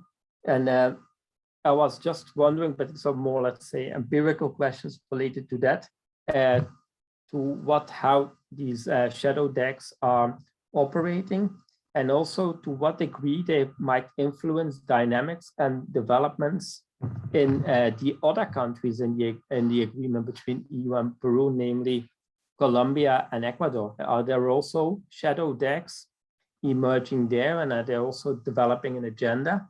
Secondly, related to the shadow decks, how do they actually relate to the real deck? Do they have any influence or impact on how the established decks under the trade agreement operate? Maybe they hollow out a little bit the competence of the real decks. And finally, as you know, the domestic advisory groups are institutionalized in the free trade agreement, and they actually serve partially as a monitoring role, or at least an advisory role to the Trade Committee on Sustainable Development. And I was wondering whether shadow decks had any influence in that process. Then maybe finally turning to Alex, but it's more a question maybe of clarification. Alex, maybe can you explain a little bit more on your dependent variable, namely politicization, and how it was really operationalized in order to understand the variation between the different member states? So these are from my side, but I already see that Johan and Wolfgang also raised their hand. So if you allow me, I will also ask for their input, and then we go back to the panel. So Johan, your question? Sure, thank you. One for Caroline and one for Alex. So Caroline, I think I read your paper. Alex, I only got to the start of your paper, so forgive me if my question is answered in the actual paper. But Caroline, I think one thing to consider when you look at the issue of fairness in the discussion from the Commission, I think you'll find that, as we have found in our research, is that it really oscillates depending upon the context in which the issue of fairness is raised. And it takes a much more sort of commercialized level playing field approach during the first decade of the 2000s. And then as the contestation and politicization of trade intensifies, that the Commission then realizes it has to serve two masters, unlike before, both the sort of the opposition from civil society and the public, as well as sort of the business community. And I think you'll find that.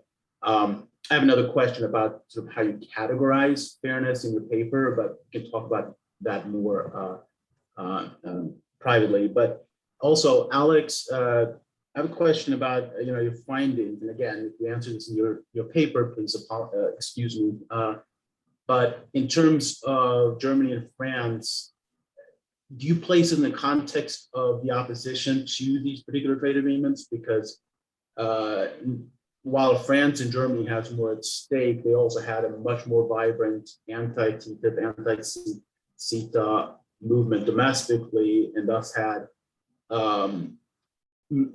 leaders had greater likelihood, as did the media and the executive authorities, to have to cater both to the domestic opposition, unlike, say, Italy and Denmark, where that was basically non-existent, as well as to sort of the commercial interest in the trade community and the business community.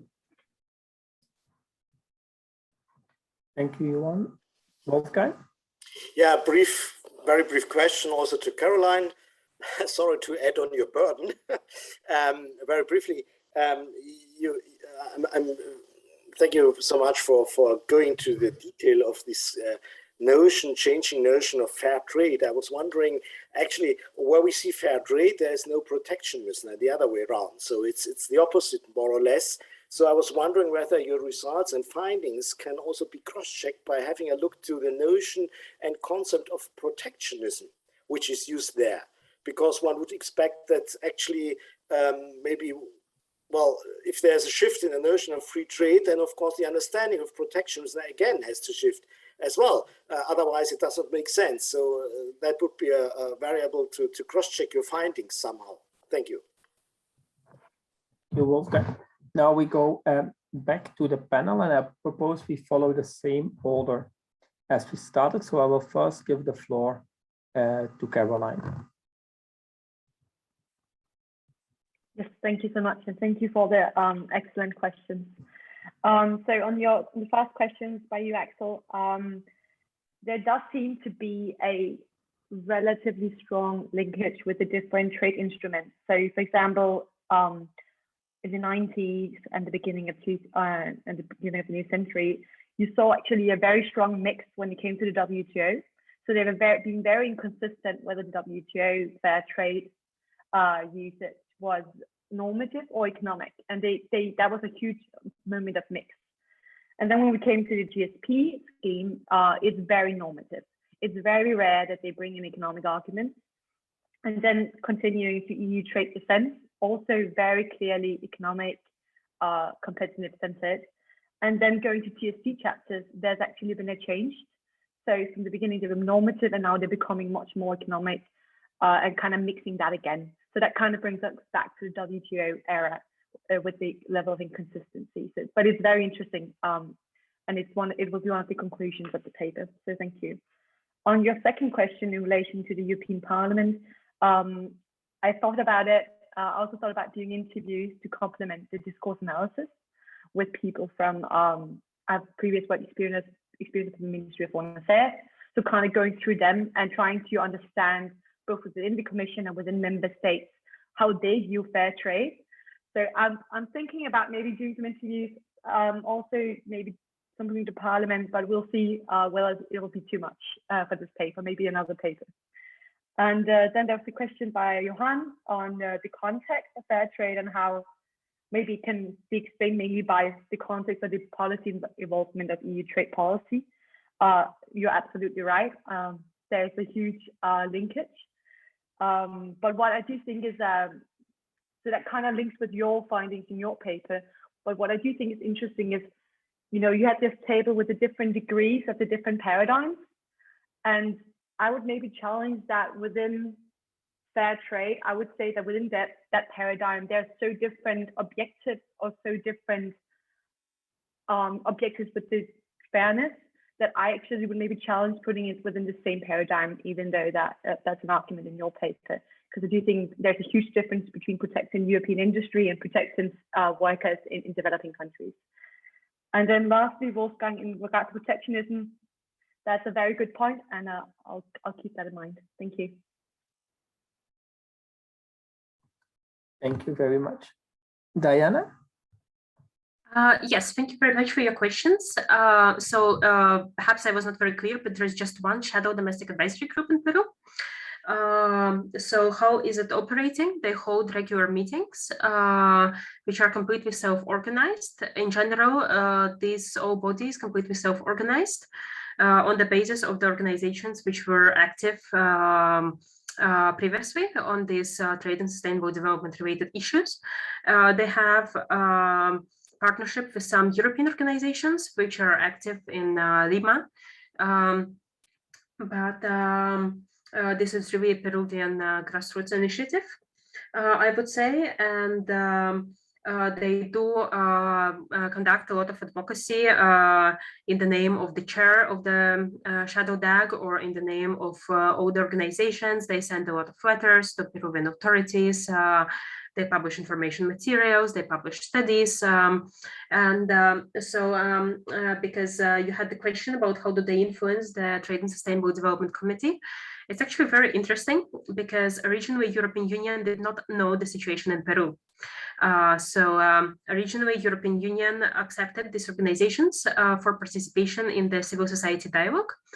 So this is the annual big meeting, aligned with the TSD, with the government's meeting. And where civil society can participate from all the 3 countries, including but not limited to DAC members. So originally it was not a problem, but eventually when European Union understood that Peruvian government has nominated specific governmental bodies, and the Shadow DAG is not one of them, Shadow DAG became no longer kind of able to join these events unless they get authorization from one of these official bodies. So far, what they have been able to do is they got authorization from the National Commission on Climate Change, which is one of them, to participate in these transnational meetings. And then accordingly, they are able to draft them joint conclusions and they're able to send them to the government. So they really do their best to make their voice represented and fundraise to be able to travel when these meetings happen in other countries, etc. So I would say very impressive. Of course, so as I mentioned, they also conduct advocacy with their European counterparts. So this complaint, which I mentioned, Queja in Spanish, is one of those, which was actually formally submitted by the European organizations, but with support of the Peruvians and with research, done in Peru. So that was also the question, how do they relate to the real domestic advisory groups? There is some overlap, for instance, trade unions. So Peruvian government is really not very enthusiastic, of course, about any openness, etc. At some point they were invited to Climate Change Commission, but not very, without rights to speak, etc. But how does it influence the partner countries? So actually in Colombia, they had a shadow DAC at some point, but it managed to get recognized by the government. It also does not function perfectly. Same with Ecuador. I believe that it was Colombia where trade unions left for good a year or a few years ago because they were not satisfied. Yeah, so in the case of Peru, they really are unique among all the EU partner countries, where they, for multiple years, against all the odds, they really are trying to take part in this debate and conduct the monitoring. Thank you very much. Can I a very quick follow-up question? Yeah, sure. Shadow deck of the Peru is in any way engaged with the European Parliament? What I know is that they presented the complaint to the European Parliament, and I believe that there might be some more collaboration, but I would have to look it up. Yeah, I'm not so sure, but I don't know about the presentation of the complaint at the European Parliament. Thank you very much. Alex? Thank you, Axel, and thank you for the questions. I will start, from the first one on how we operationalize politicization and how it's relevant to our comparative analysis. We start from the idea that, as I mentioned, politicization is defined by this combination of phenomena. You have on the one hand salience, so topicality within domestic public spheres, which is combined with mobilization, which we see as actor expansion. So the involvement of a lot more stakeholders beyond the usual suspects of executive actors and so on and so forth. And finally, of course, polarization is what has to define these kinds of debates in public spheres for us to see politicization occur. With regard to TTIP and CETA within the member states that we're looking at, all of them can be categorized as showing a public sphere where trade is politicized. Our comparison, and perhaps I can again go back to my slide. Let's see if that works, just very briefly. And our comparison within a state of politicization across all these countries, what we're interested in is where does the cleavage in the debate fall, and where are most of the claims situated. So in the case of negative or positive evaluation of FTAs for France and Germany, the majority of the claimants have a negative evaluation of FTAs. In the other member states, instead, we see that claimants tend to have a more positive evaluation. So that's where we start in a way from the assumption that politicization is a generalized phenomenon, and then we try to unpick what is actually happening across different member states.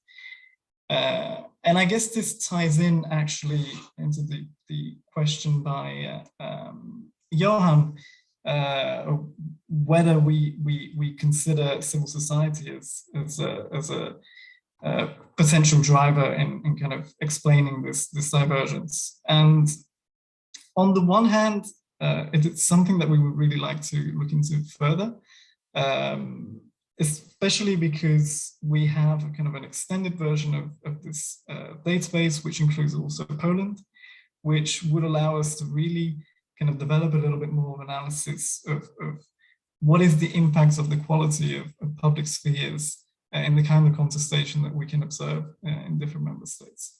And definitely in the case of Spain and Italy, not to the same extent, but we have a quality of public debate that is not comparable to what we have in Germany and France. So that's definitely a relevant issue.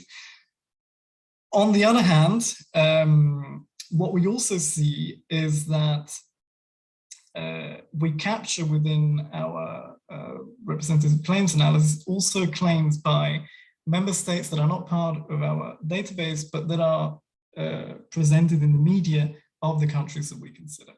And when we look at the data from this subset of other member states, they tend to align more to the kinds of arguments that we observe in Germany and France.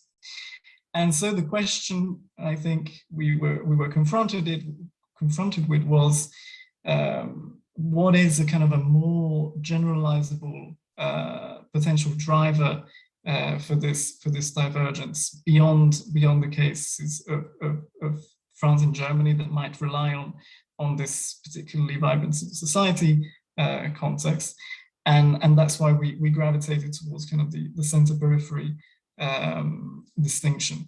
But these are both directions we would like to pursue in our further research. Thank you. Thank you very much, Alex. In the meantime, we also got some feedback from the audience, and on relation to the let's say impact of the Peruvian informal darks on the European Parliament. Marek Massa does know that with regard to the Peru informal darks, the EU NGOs actually communicate their positions to the MEP. So there's a link between, let's say, the informal darks and the European Parliament. And then we also received a question for Caroline, and that's related to the let's say maybe change or the use of the fair trade concept in EU trade policy and Commission trade policy, and whether that have had any real impact on the policy changes, strategies, objectives of the Commission. So do you see a link between the conceptualization on the one hand of fair trade and then the trade strategies and objectives on the other hand? So maybe Caroline, if you can yes. On that.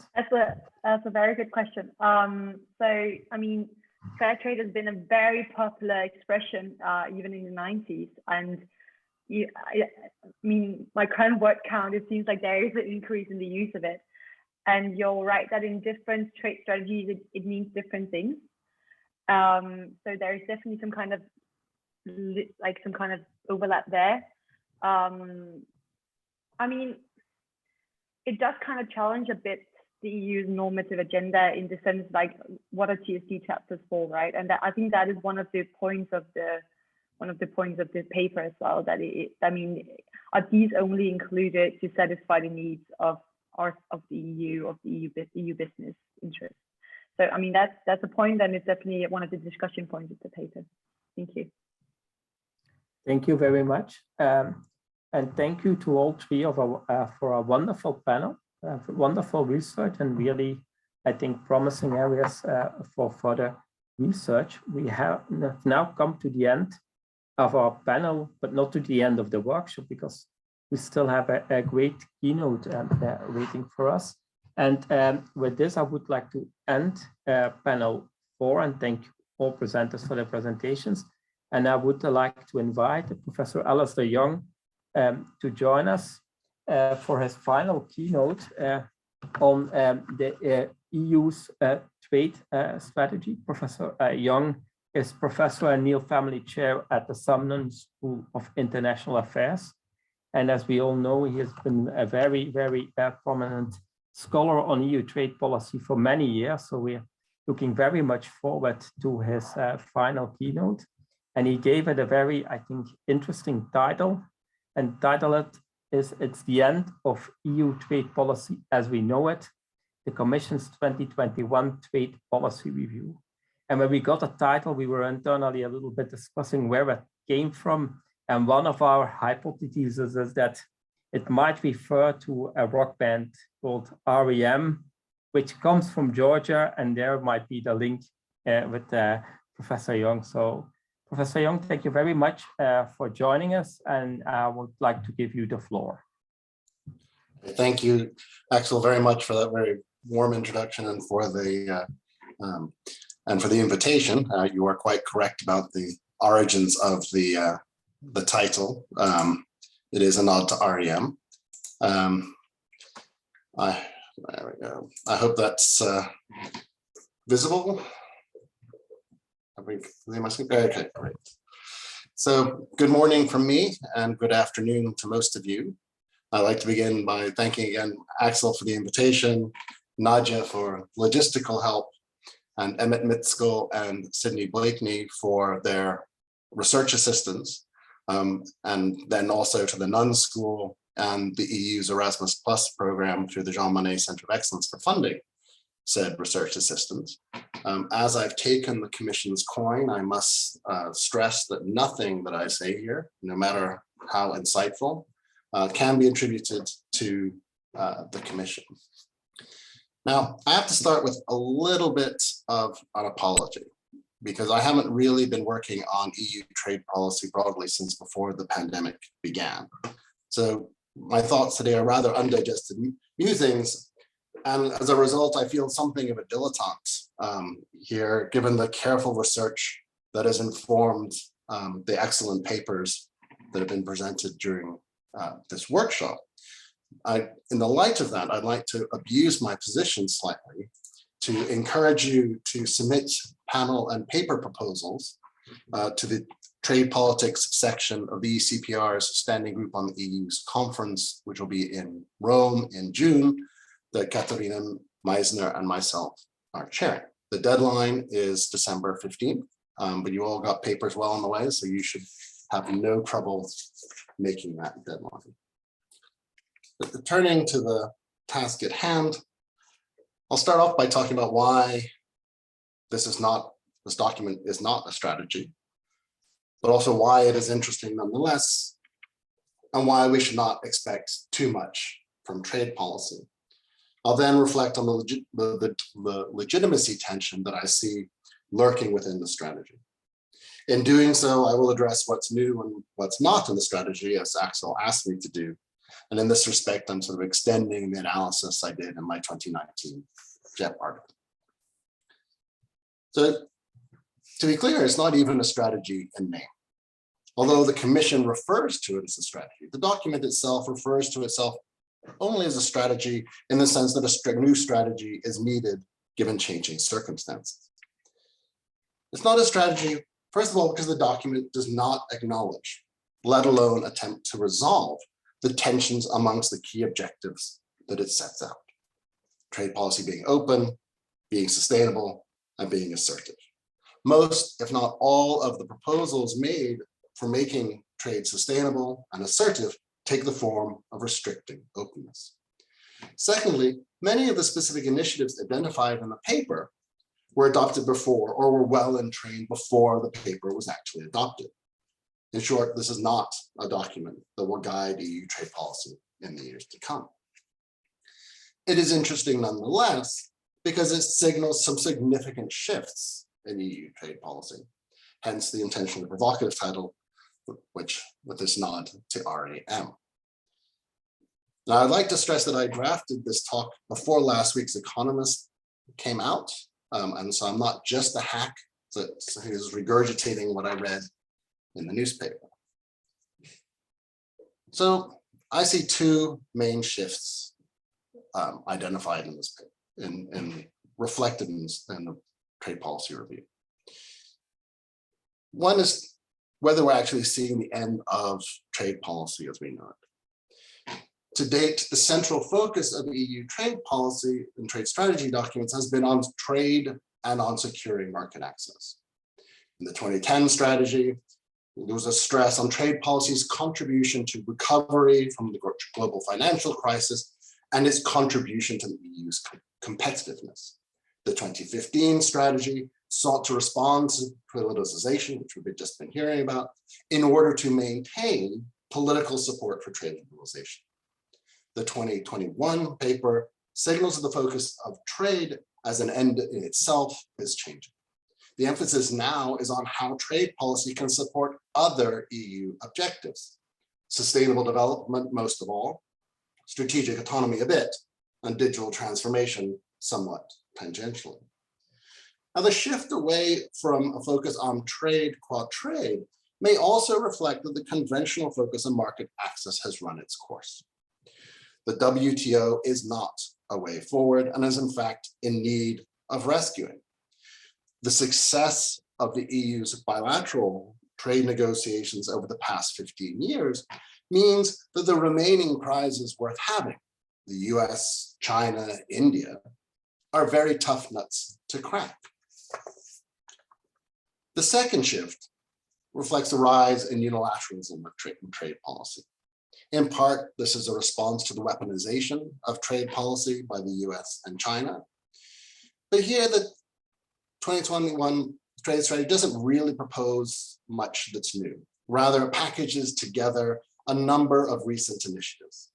Regulation to enforce agreements when dispute settlement is blocked, addressing distortions in the single market caused by foreign subsidies, the international procurement instrument, a mechanism to respond to the coercive efforts of others, production requirements to support sustainable trade, including a review of the generalized system of preferences. Brings me to what's new and what's not. So you do have a continued rhetorical commitment to openness. It includes a continuing emphasis that the benefits of being open to imports.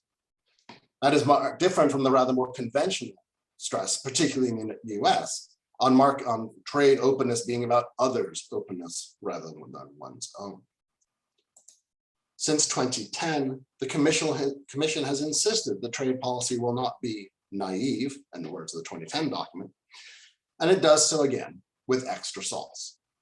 There's a beefed up emphasis on enforcing trade agreements, carrying over from 2015. There's continuing to use trade defense instruments. There are a number of unilateral measures, which I alluded to earlier. As is typical, not being naive is presented as being necessary for preserving the political support for trade openness. What is new in terms of assertiveness from the previous document is with respect to contributing to EU's strategic autonomy. But all of these initiatives predate the strategy document. And the balanced and progressive strategy discussed China only in terms of seeking closer cooperation. The one reference to export controls concerned blocking items that might be used for torture or capital punishment. So seeing efforts now are much more focused on geopolitical competition. Sustainable development was also an established theme in previous strategies, but as we've heard, there's been a doubling down. We have the intention to codify the inclusion of effective enforcement of the Paris Agreement and trade agreement, Paris Accord and trade agreements. We have calls to strengthen the enforcement mechanism, development provisions. We already heard we've got the review of the 2018 15-point action plan has been pulled forward. It is interesting to note that in that non-paper, the Commission explicitly ruled out making enforcement of sustainable development chapters or sort of coercive because they saw that as being counterproductive. Rather, it called for making greater use of existing dispute settlement. And what's interesting is we're now seeing perhaps the first fruits of that with the issuing of an independent report on the South Korea agreement, which actually seems to be having some progress with Korea making some progress on ratifying some of the core labor standards that were of issue. It's interesting to the extent that the Korean experience is seen as successful, that might dampen demands for sort of, new policy initiatives.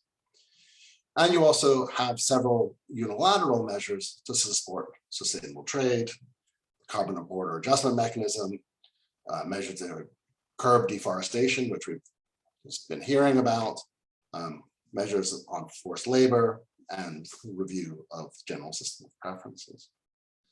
Such policies are rare in the EU, but there are existing analogs and measures to prevent illegal logging and unsustainable fishing.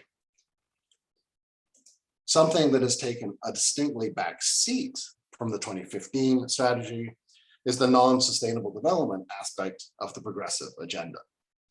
This time around, the Commission feels no need to assuage concerns that it would compromise EU health or environmental standards in the quest for trade liberalization, the thing that motivated the 2015 strategy in response to the politicization around CTIP and CETA, which we were just hearing about. So I think that the striking shift in this trade strategy from the first one, using Ferdy and Gabe's terminology, is from emphasizing embedded liberalism to emphasizing fair trade, which we were also just hearing about. But I think this shift has been imposed upon trade policy rather than being the choice of trade officials. So I'll now turn to whether or not this strategy can deliver on its two key objectives, sustainable development and contributing to the EU's strategic autonomy. First, with respect to sustainable development. The civil society organization submissions, the consultation that informed the new strategy, focused on four main objectives. Ensuring that trade agreements are consistent with sustainable development, that is, discouraging rather than encouraging harmful practices, avoiding constraints on parties' economic policies, including requiring the privatization of public services, including stronger commitments to promote environmental and/or labor standards, and ensuring that imports comply with the EU's high process standards. Okay. It's worth noting that the concern about implications of EU trade policy for EU rules, which suffuse the TTIP and CETA politicization, is almost entirely absent. And even the European Public Health Alliance and Settle to Brussels Network talk about protecting rules only in terms of generally preserving jurisdictions' policy autonomy. Now, two related issues temper whether trade policy will be able to deliver on these aspirations. The first is the tension with openness and market access. So it's how hard is the EU willing to push if economic gains are at risk? That the EU reached a political agreement with China on an investment agreement with typical sustainable development provisions, despite the European Parliament's condemnation of China's treatment of the Uyghur minority and of democracy protesters in Hong Kong just before the strategy was announced, does not suggest that EU is prioritizing sustainable development over market access. The ratification of the Mercosur agreement will be another test. In March, the transatlantic Stop the EU Mercosur coalition was launched, arguing that the agreement's objectives are in direct opposition to climate action, food sovereignty, and upholding human rights and animal welfare. More than 450 groups are participating in this coalition, but interestingly, relatively few EU-level groups are. So a much smaller group than we saw opposed to TTIP and CETA. Ignacio Garcia Becerro, director in DG Trade, speaking in the EUI event in March, predicted that Mercosur would be ratified because of its economic and strategic importance. If that is the case, then the old priorities will prevail over the new. The second issue, getting ahead of myself. Second issue is the limits to EU's power. Now, trade is undoubtedly a potent tool for the EU. Commission President Jean-Claude Juncker, in his 2017 State of the Union address, stated that trade is about exporting our standards, be they social or environmental standards, data protection, or food safety requirements. The European Council's website declares that promoting the EU's principles and values is one of the most important aspects of the EU's trade policy. The 2021 trade strategy echoes those sentiments. It talks about trade being one of the EU's most powerful tools and a unique lever.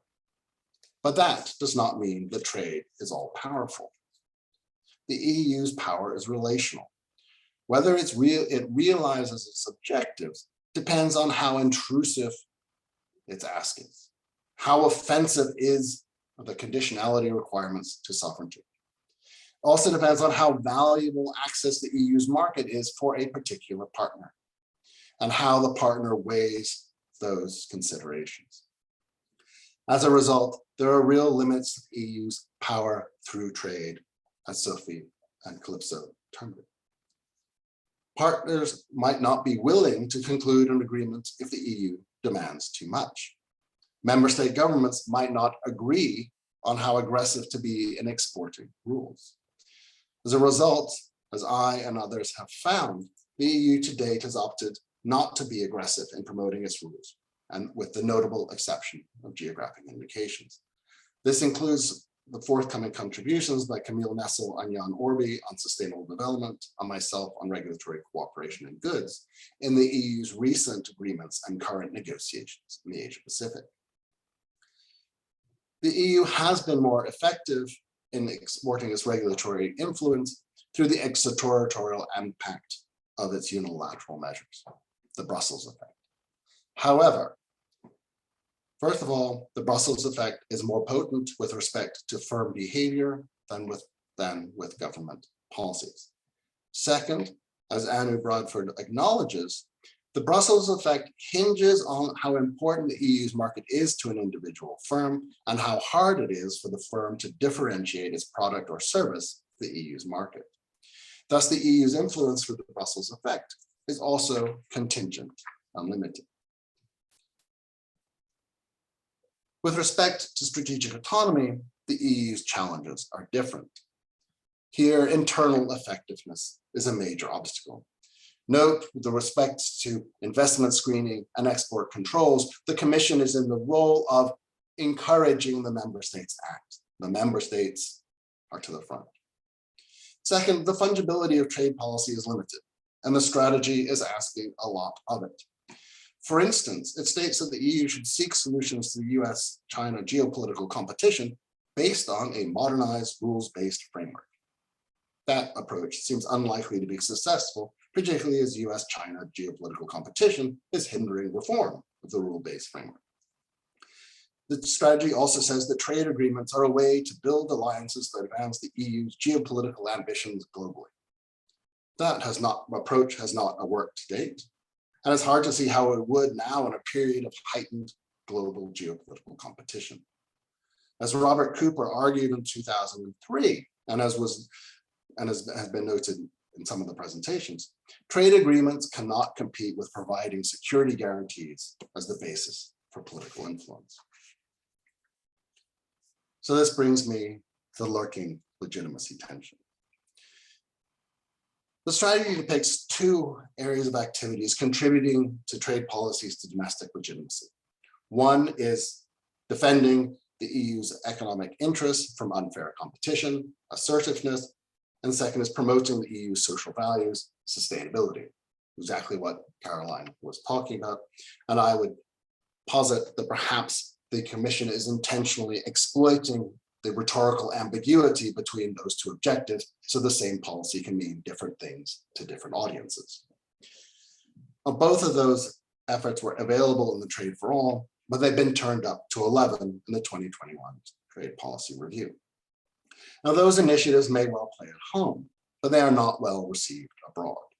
The greater use of unilateral measures would run contrary to the EU's carefully cultivated image as a champion of the multilateral trading system. More aggressive efforts to promote sustainable development, including through unilateral measures, will provoke resistance. As Peter Mandelson's chef de cabinet, Matthew Baldwin, noted, the EU singularly failed to persuade developing countries during the Doha round that the EU's trade agenda of promoting more rules was benevolent. Many of them perceive the EU's efforts as green protectionism, and likely will again, not least because many of the loudest champions of promoting sustainable development through trade are amongst the least supportive of free trade. Further, the EU's efforts are open to charges of imposing EU values and even imperialism, which is not a great look, particularly given the current reckoning with Europe's colonial legacies in the wake of protests sparked by George Floyd's murder. There's also a degree of awkward subjectivity in the European civil society organizations' demands for EU trade policy. Some demand that the EU not constrain the developing countries' policy autonomy with respect to policies they like, while others are asking the EU to do more to compel developing countries to adopt other policies that they like. In the past, the Commission resolved the tension between internal and external legitimacy by turning Teddy Roosevelt's advice on its head. It talked loudly and carried a small stick. That approach was already rankling with EU civil society organizations. Having ramped up expectations of acting to address climate change in particular, a repeat would expose the EU to charges of hypocrisy and risk considerable domestic hostility.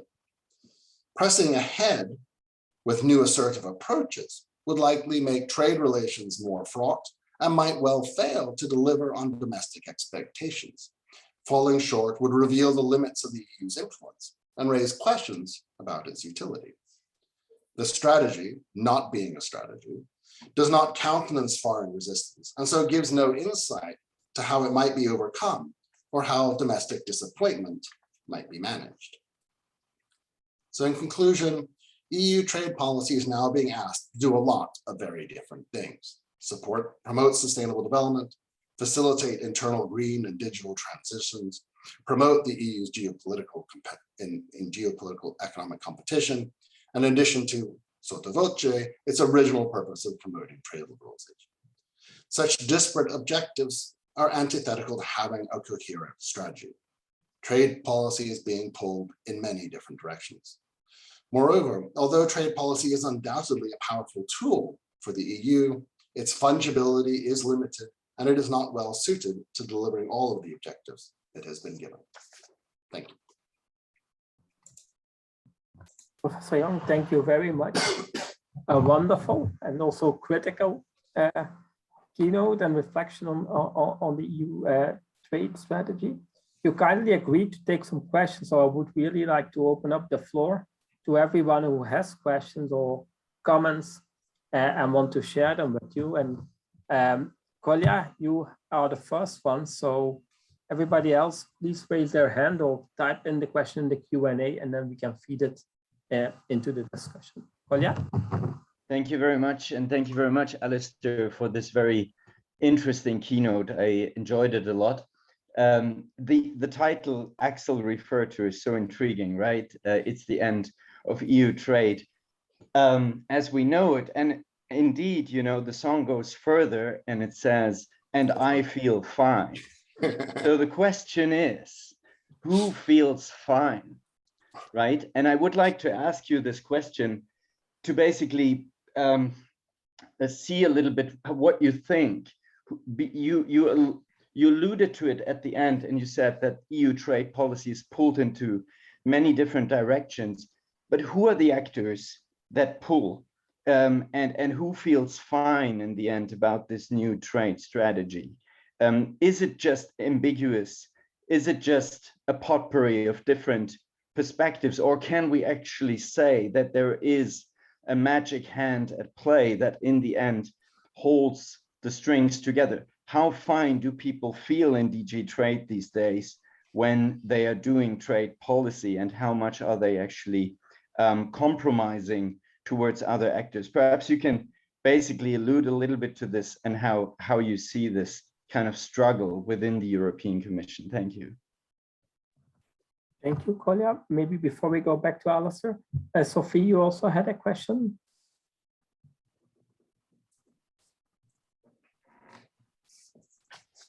Oh, is it me? Okay. Yeah. Thank you very much, Azir. That was really interesting, this tour d'horizon. I have a few questions. Maybe you can touch upon each of them briefly. If you can talk a little bit more about the impact of Brexit on, well, first of all, because that's going to occupy DG trade quite a bit, especially if there's a looming trade war, but also in how it has changed the preferences, the different groups of member states in pushing and pulling the EU trade policy in a particular direction. So that's my first question. The second question is whether you notice any change in the role of the Commission or not, because there is, there's this literature that says the Commission is not as powerful as it used to be. Is that something that you notice at all in trade, or it's still the same as we know it? And the last question is how you think this new approach to new or not so new approach to trade policy relates to the demands for a stronger industrial policy in Europe. Okay, thank you very much. Professor Young? Those are some small questions. And some of it will require speculative answers, right? And there's an extent that there is a bit of overlap between Kolja's question about who feels fine and the changing role of the Commission and industrial strategy. I mean, I would say who doesn't feel fine is probably DG Trade. Right? I don't know, but historically, this is exactly what DG Trade does not want to be doing. And Ignacio in his comments didn't say anything like that, but he did sort of allude to part of the role of DG Trade is going to be managing the partners who are annoyed by the EU's unilateral policy moves, like the carbon border adjustment, the carbon border adjustment mechanism, and more sort of those kinds of industrialish policies that are in the Green Deal. That would sort of like seem to be part of the expectation. I mean, I think, you know, I'd say who feels fine. It's hard to say where there's, you know, there's, I think the big, you know, push, right, has been the extremely high political salience of action to address climate change. And that's usually got civil society organizations, but that's being, you know, that's accepted by most governments, and it's really been taken on board in the Commission. And that, I think, is the main driver, right? That decision, we care about climate change, so we're gonna take aggressive measures. We're going to, you know, have a common carbon border adjustment mechanism, both to mitigate the adverse effects on our industries, but also to create greater incentives for others to act. And we're going to toughen our requirements on trade products and in trade agreements to achieve that objective. And I think that is the driving objective. That's coming from a lot of different places. And so I think, you know, the people who will be happiest about this new trade strategy are those who want the EU to push hard on climate change. And I think, in that sense, I think the role of the Commission is still quite central on these issues, right? But it's like, it's DG Trade, it's within the Commission that the shift has occurred, and DG Trade is now being, you know, being dictated to more by demands elsewhere than before. And I think, you know, and you know, there's going to be this issue about, you know, some of this stuff to do with the assertiveness plays into and aligns with demands for a stronger industrial policy. So it's consistent. So I'm not sure, you know, so whether it's in response to that or just the other considerations, because I think a lot of the greater assertiveness has to do with responding to the US and China's changes in their trade policies. In terms of the impact of Brexit, I haven't really looked at this. My impression, right, is that, or what I have said about this, I'm not sure I'm right, right? But what I have argued is that Brexit will have relatively little impact on the EU's trade agreements, on the content of the EU trade agreements, because trade agreements tend to reflect the preferences of the least enthusiastic, right? So where the Brexit is more likely to have an effect is with respect to unilateral measures that the UK might have resisted.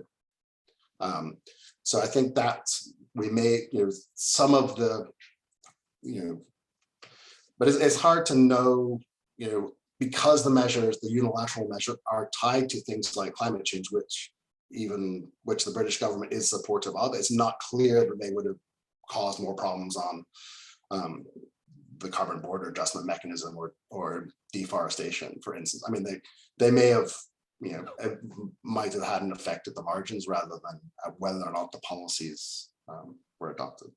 I hope that's remotely acceptable, as satisfactory as answers. Thank you very much for this. We run out of time, but I would like to take one more question, if you allow me. And Wolfgang, you want to have a go? Thank you.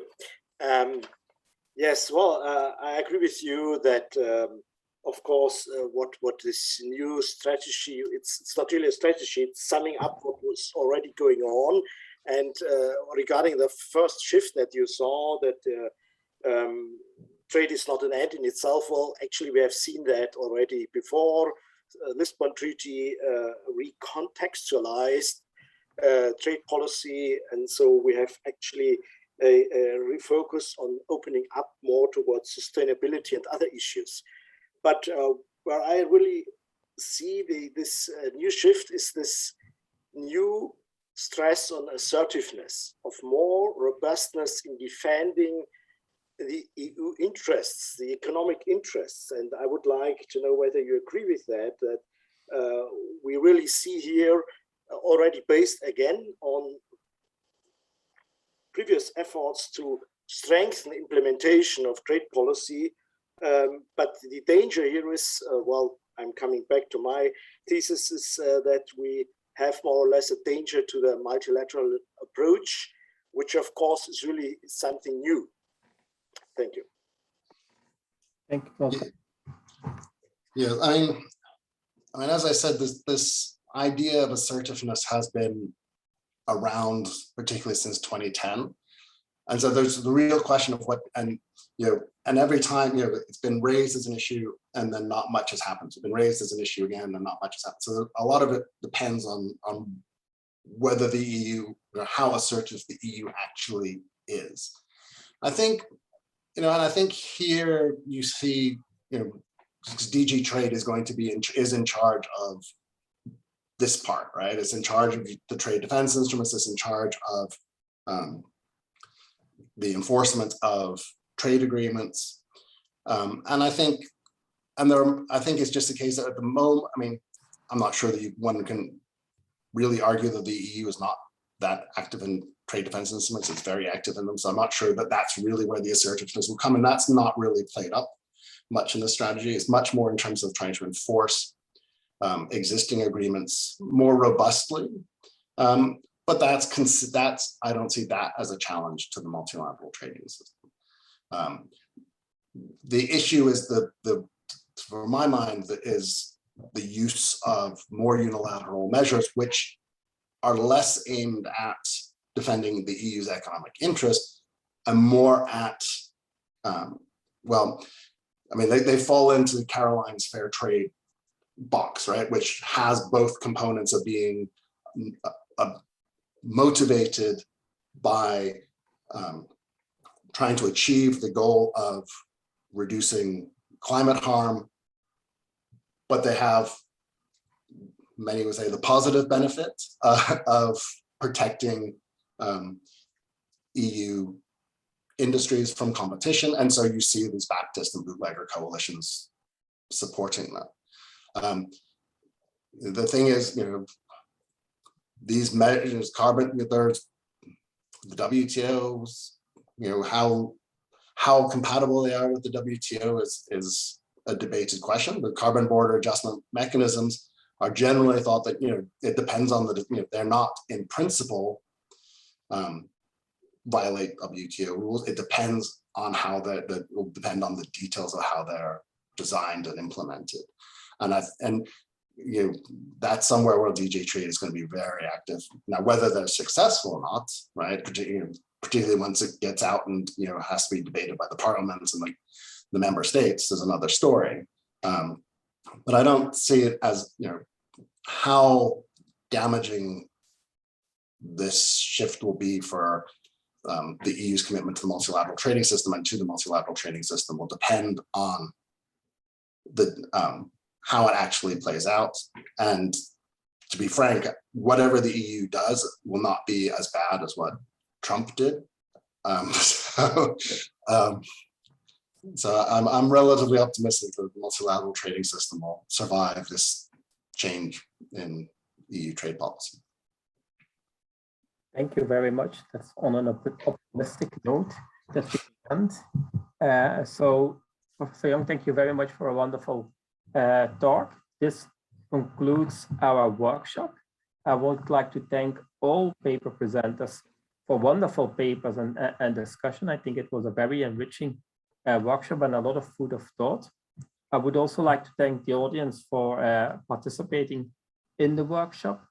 We announced in the call for papers that we will consider a publication project coming out of the workshop, and we will be in touch on that soon.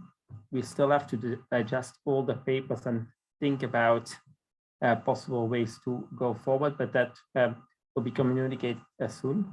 So I would like to thank you all very much. At the end, I also would like to thank Nadia, who very skillfully set up this virtual workshop and helped us organize it very well. So thank you very much, Nadia.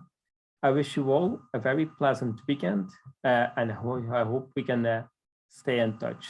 Bye-bye. Everyone, thanks. Thank you. Bye-bye. Thank you. Bye.